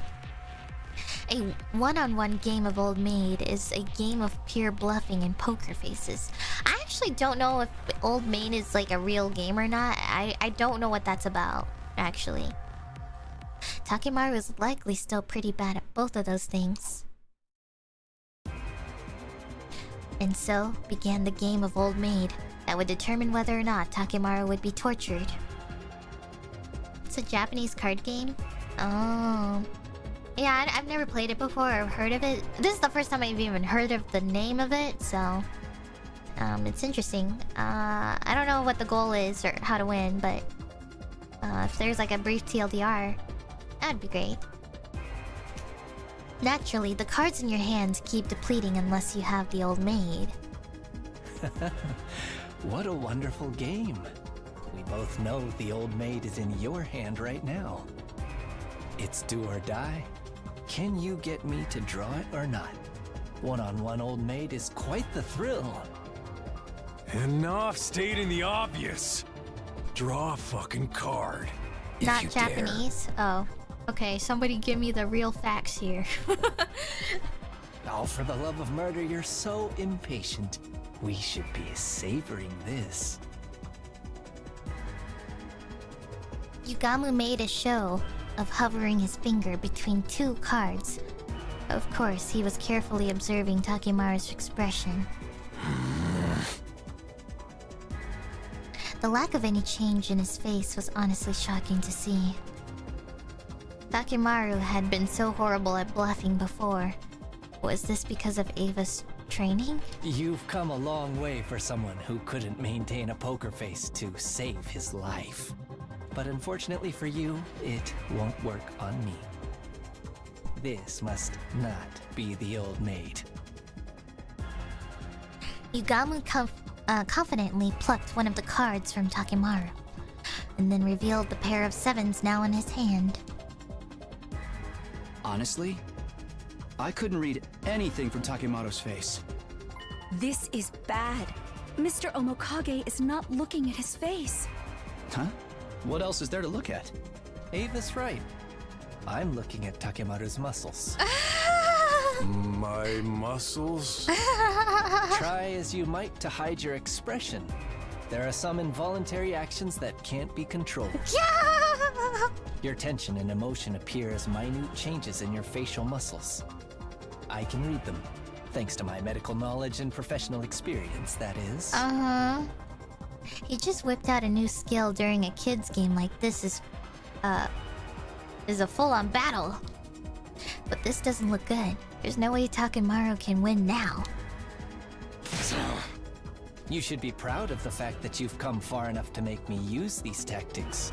And you should lament that you have to fight me with the old maid in your hand.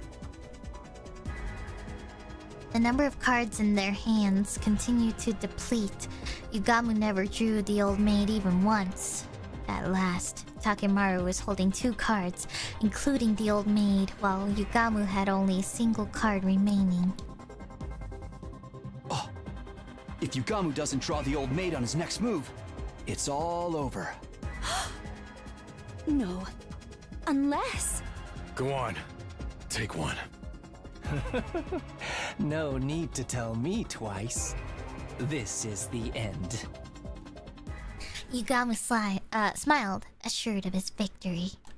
But his grin went icy the moment he saw which card he drew. Impossible! The old maid? Oh, but how? Now I get to pull the trigger. You ready, Yugamu? Damn. Takemaru grabbed the card without hesitation and slammed it down on the table with his final card. All that remained in Ryugamu's grasp was the Joker. Hell yeah! I won! Splendid work, Mr. Takemaru. How did you manage to fool me? I was sure I could see pain and unease in your facial muscles when I put my hand on that card. Let me show you why. Takemaru showed his other hand, the one he hadn't been using to hold his cards. Blood was flowing down his palm. I see. You hurt yourself at the exact right moment and used that pain to camouflage your reaction. Voiced by your own petard. But that doesn't explain how you managed to draw the right card immediately after. That was just dumb luck. Dumb luck after all that? You were just shaking so much that I overwhelmed you. Anyone who does that is gonna lose in a fight. I see. How fascinating. Well, it was a great game. I accept my defeat.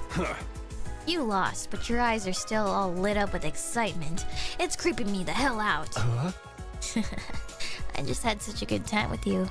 A very fulfilling struggle to the death. I feel it deep within my heart. Right, the wound on your hand. Please, let me lavish it with intense treatment. You're seriously creeping me the fuck out, man. What a shock. Takemaru actually won. I don't really understand it, but I guess this means getting Ava to train him was the right choice. Just when I was feeling satisfied about a job well done. Oh. What the hell? Same show.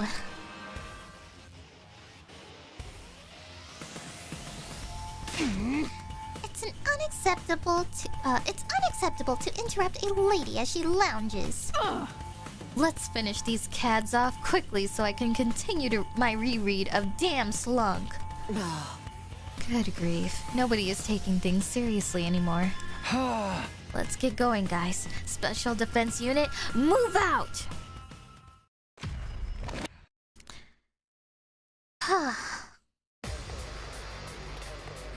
Oh my goodness. I did not expect this route to get super long. I thought this was gonna be a short end.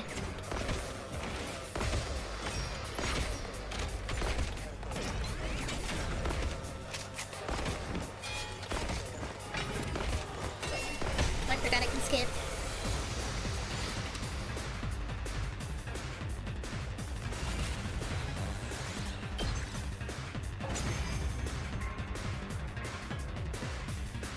Ha! What a bunch of worthless wimps! Takemaru, our breathing is perfectly synced. Oh my god. Wait, what?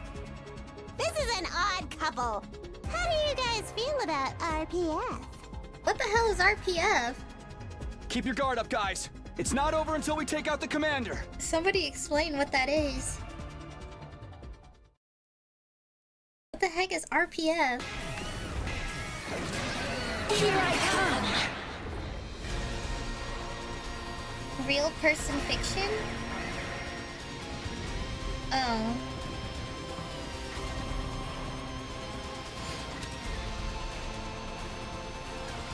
Basically shipping real people? Oh. I see. I am Zenta, the paragon of harmony. Even if my flesh is destroyed here, my soul shall live on eternally, and it will destroy you all. With those final words, something strange happened to Zenta's body. It splintered all over and burst into tiny pieces, disappearing in a plume of smoke. No way! Hello, ropes, 200-volt, double hell, double barbed wire barricade, double landmine glass crush deathmatch? No, they just self-destructed. Huh? The hell's that about? Pretty disappointing for a commander. Well, who cares? We won easily. The atmosphere in the battlefield had been relaxed until just then. Smoke filled our vision, accompanied by the sound of something hitting the ground at a high speed. What is this? I have detected another hostile presence. Everybody, look! Over there! Such foolish behavior from Zenta. You... Veshness. Veshness rose from the swirling dust. I was going to absorb her cryptoglobin as well, but... well, it doesn't amount to any more than a rounding error. But it would be so boring to leave empty-handed after coming all this way. With a smile, Veshness slowly turned towards us. The sight was so overwhelmingly intimidating that I froze in place. Why don't I hunt down and devour 2 or 3 of you for a bit of fun? Anyone but me, please! Don't be a pussy! We just gotta fight back. He's right. We're plenty strong enough right now. Oh? Are you volunteering to die for me? Then I'll give you what you want. It happened instantly. I couldn't even see what happened to them, but Takimaru and Yugamu were face down on the ground. No! No way! This doesn't look good! What a bore. That was hardly fun at all. It was horrible. Our mood had done a complete turnaround, and now we were in the depths of hellish despair. At this rate, we'll all be killed. Damn it! Not on my watch! Ooh. I grabbed hold of my weapon again with trembling hands, and reflexively ran towards Veshness. Takumi, you can't! Oh! Another one wants to commit suicide? I had no shot of winning, but if I didn't do something, we'd all end up dead.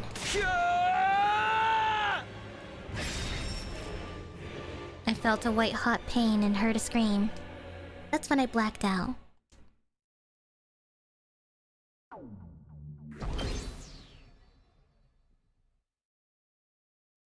What the hell? Takumi. Wake up, Takumi. Nozomi. I can't believe we're on day 73 already. It's progressed so fast. Oh my god, we skipped 20-ish days? Thank god you're finally awake. Could you come with me? Everyone's waiting outside.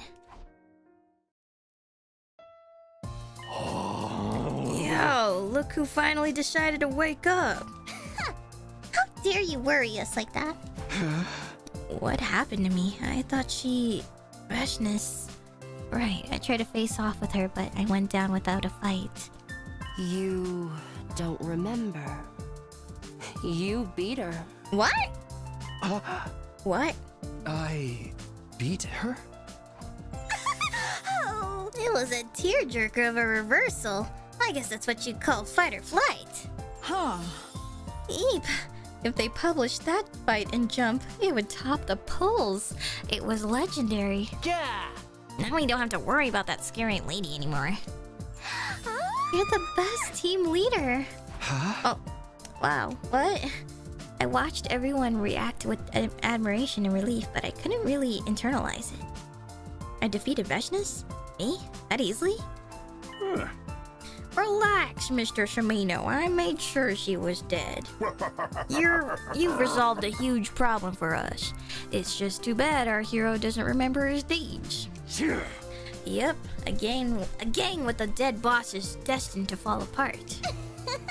Now we'll just be killing off the minions. Sounds boring.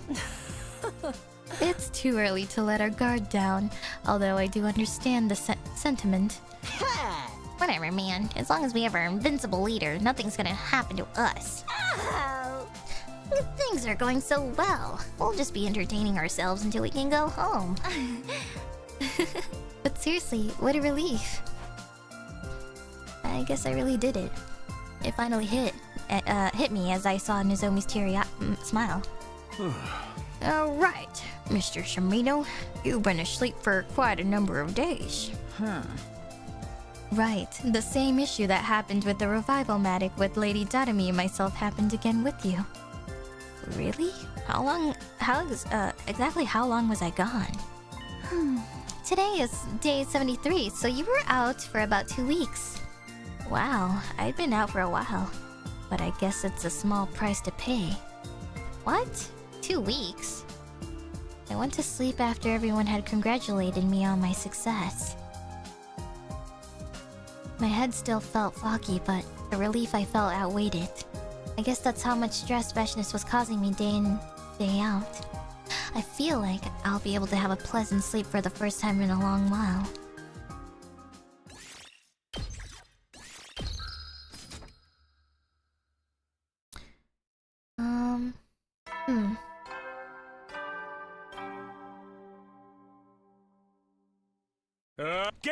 Be ready to get.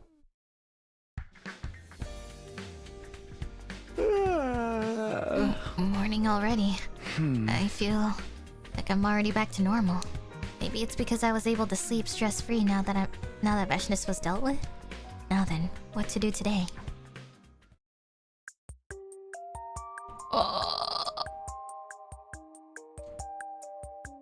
Hey, Takumi. Oh my. It's been a while. Oh my god.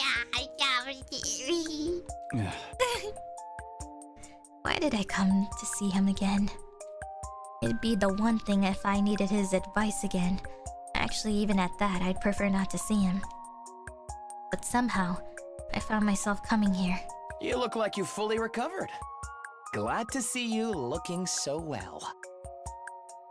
Ito rose to his feet. You knew I was out? Yes, everyone told me. And I'm sure you've heard things have turned in our favor in terms of the war.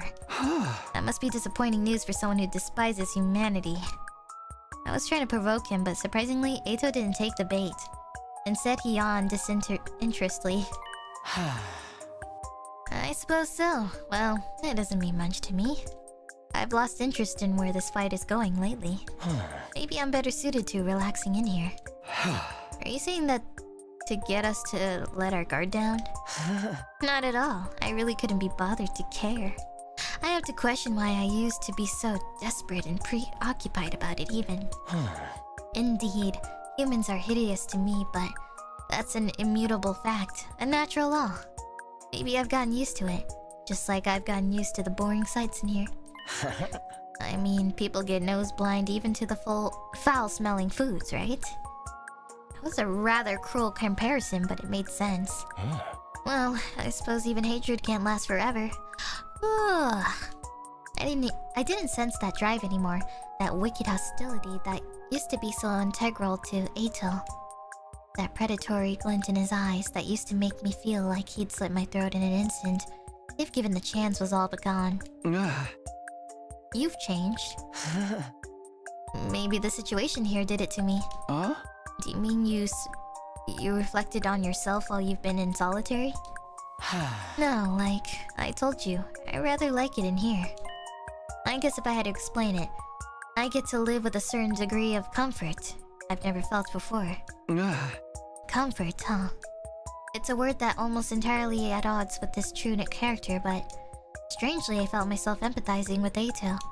Maybe it was all because of the relief I felt after defeating Betchness. Well, I can't even imagine what it's like to live in a cage, but... How do you pass the days here anyway? I suddenly found myself asking him out of interest.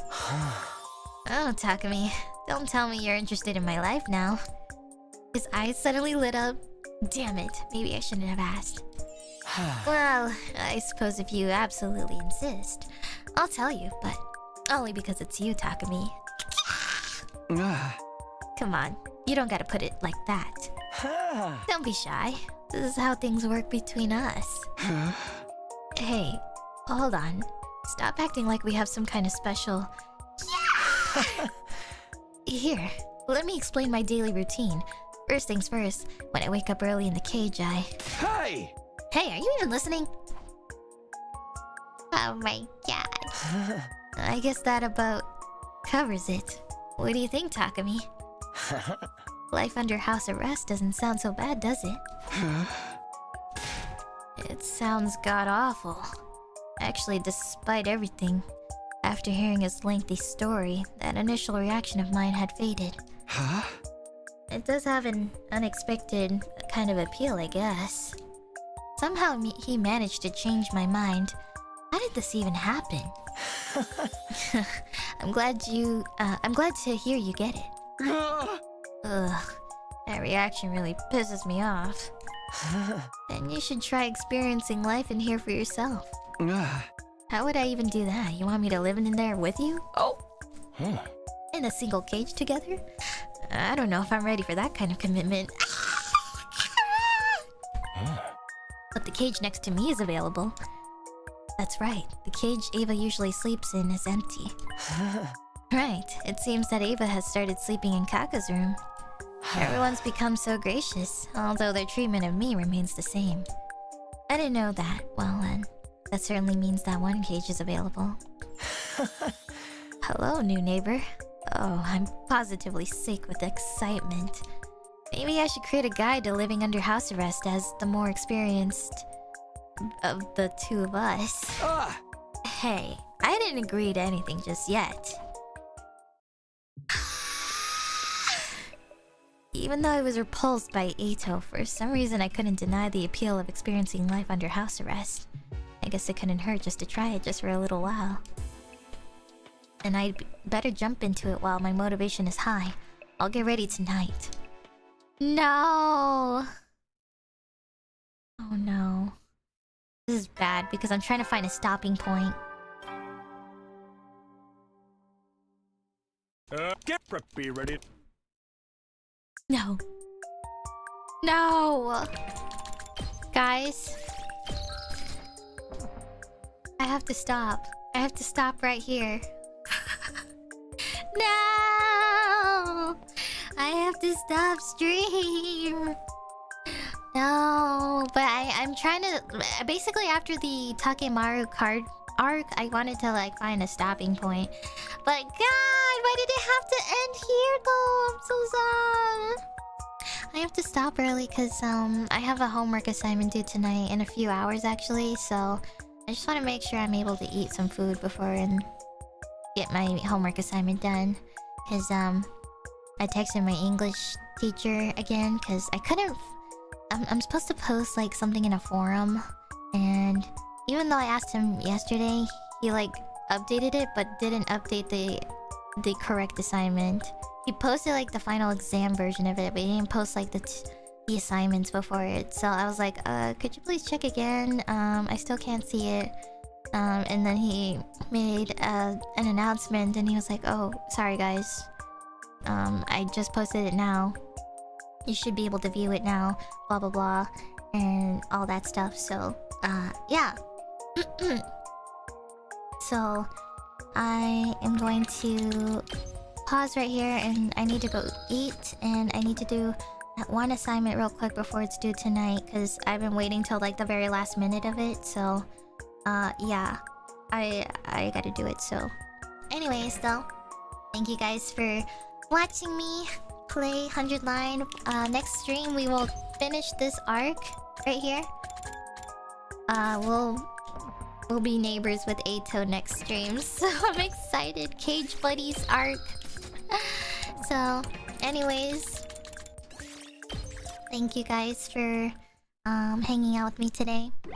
And I wish I could have gone just an extra hour longer, but I just want to make sure I get this done first and maybe try to relax a little bit too, cause I need a breather. So, thanks guys.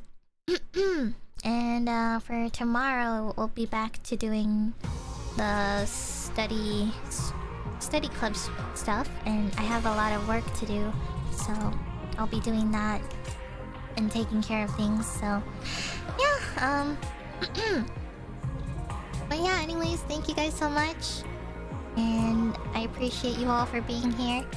And so far this route is insane. This route has been just absolutely insane, and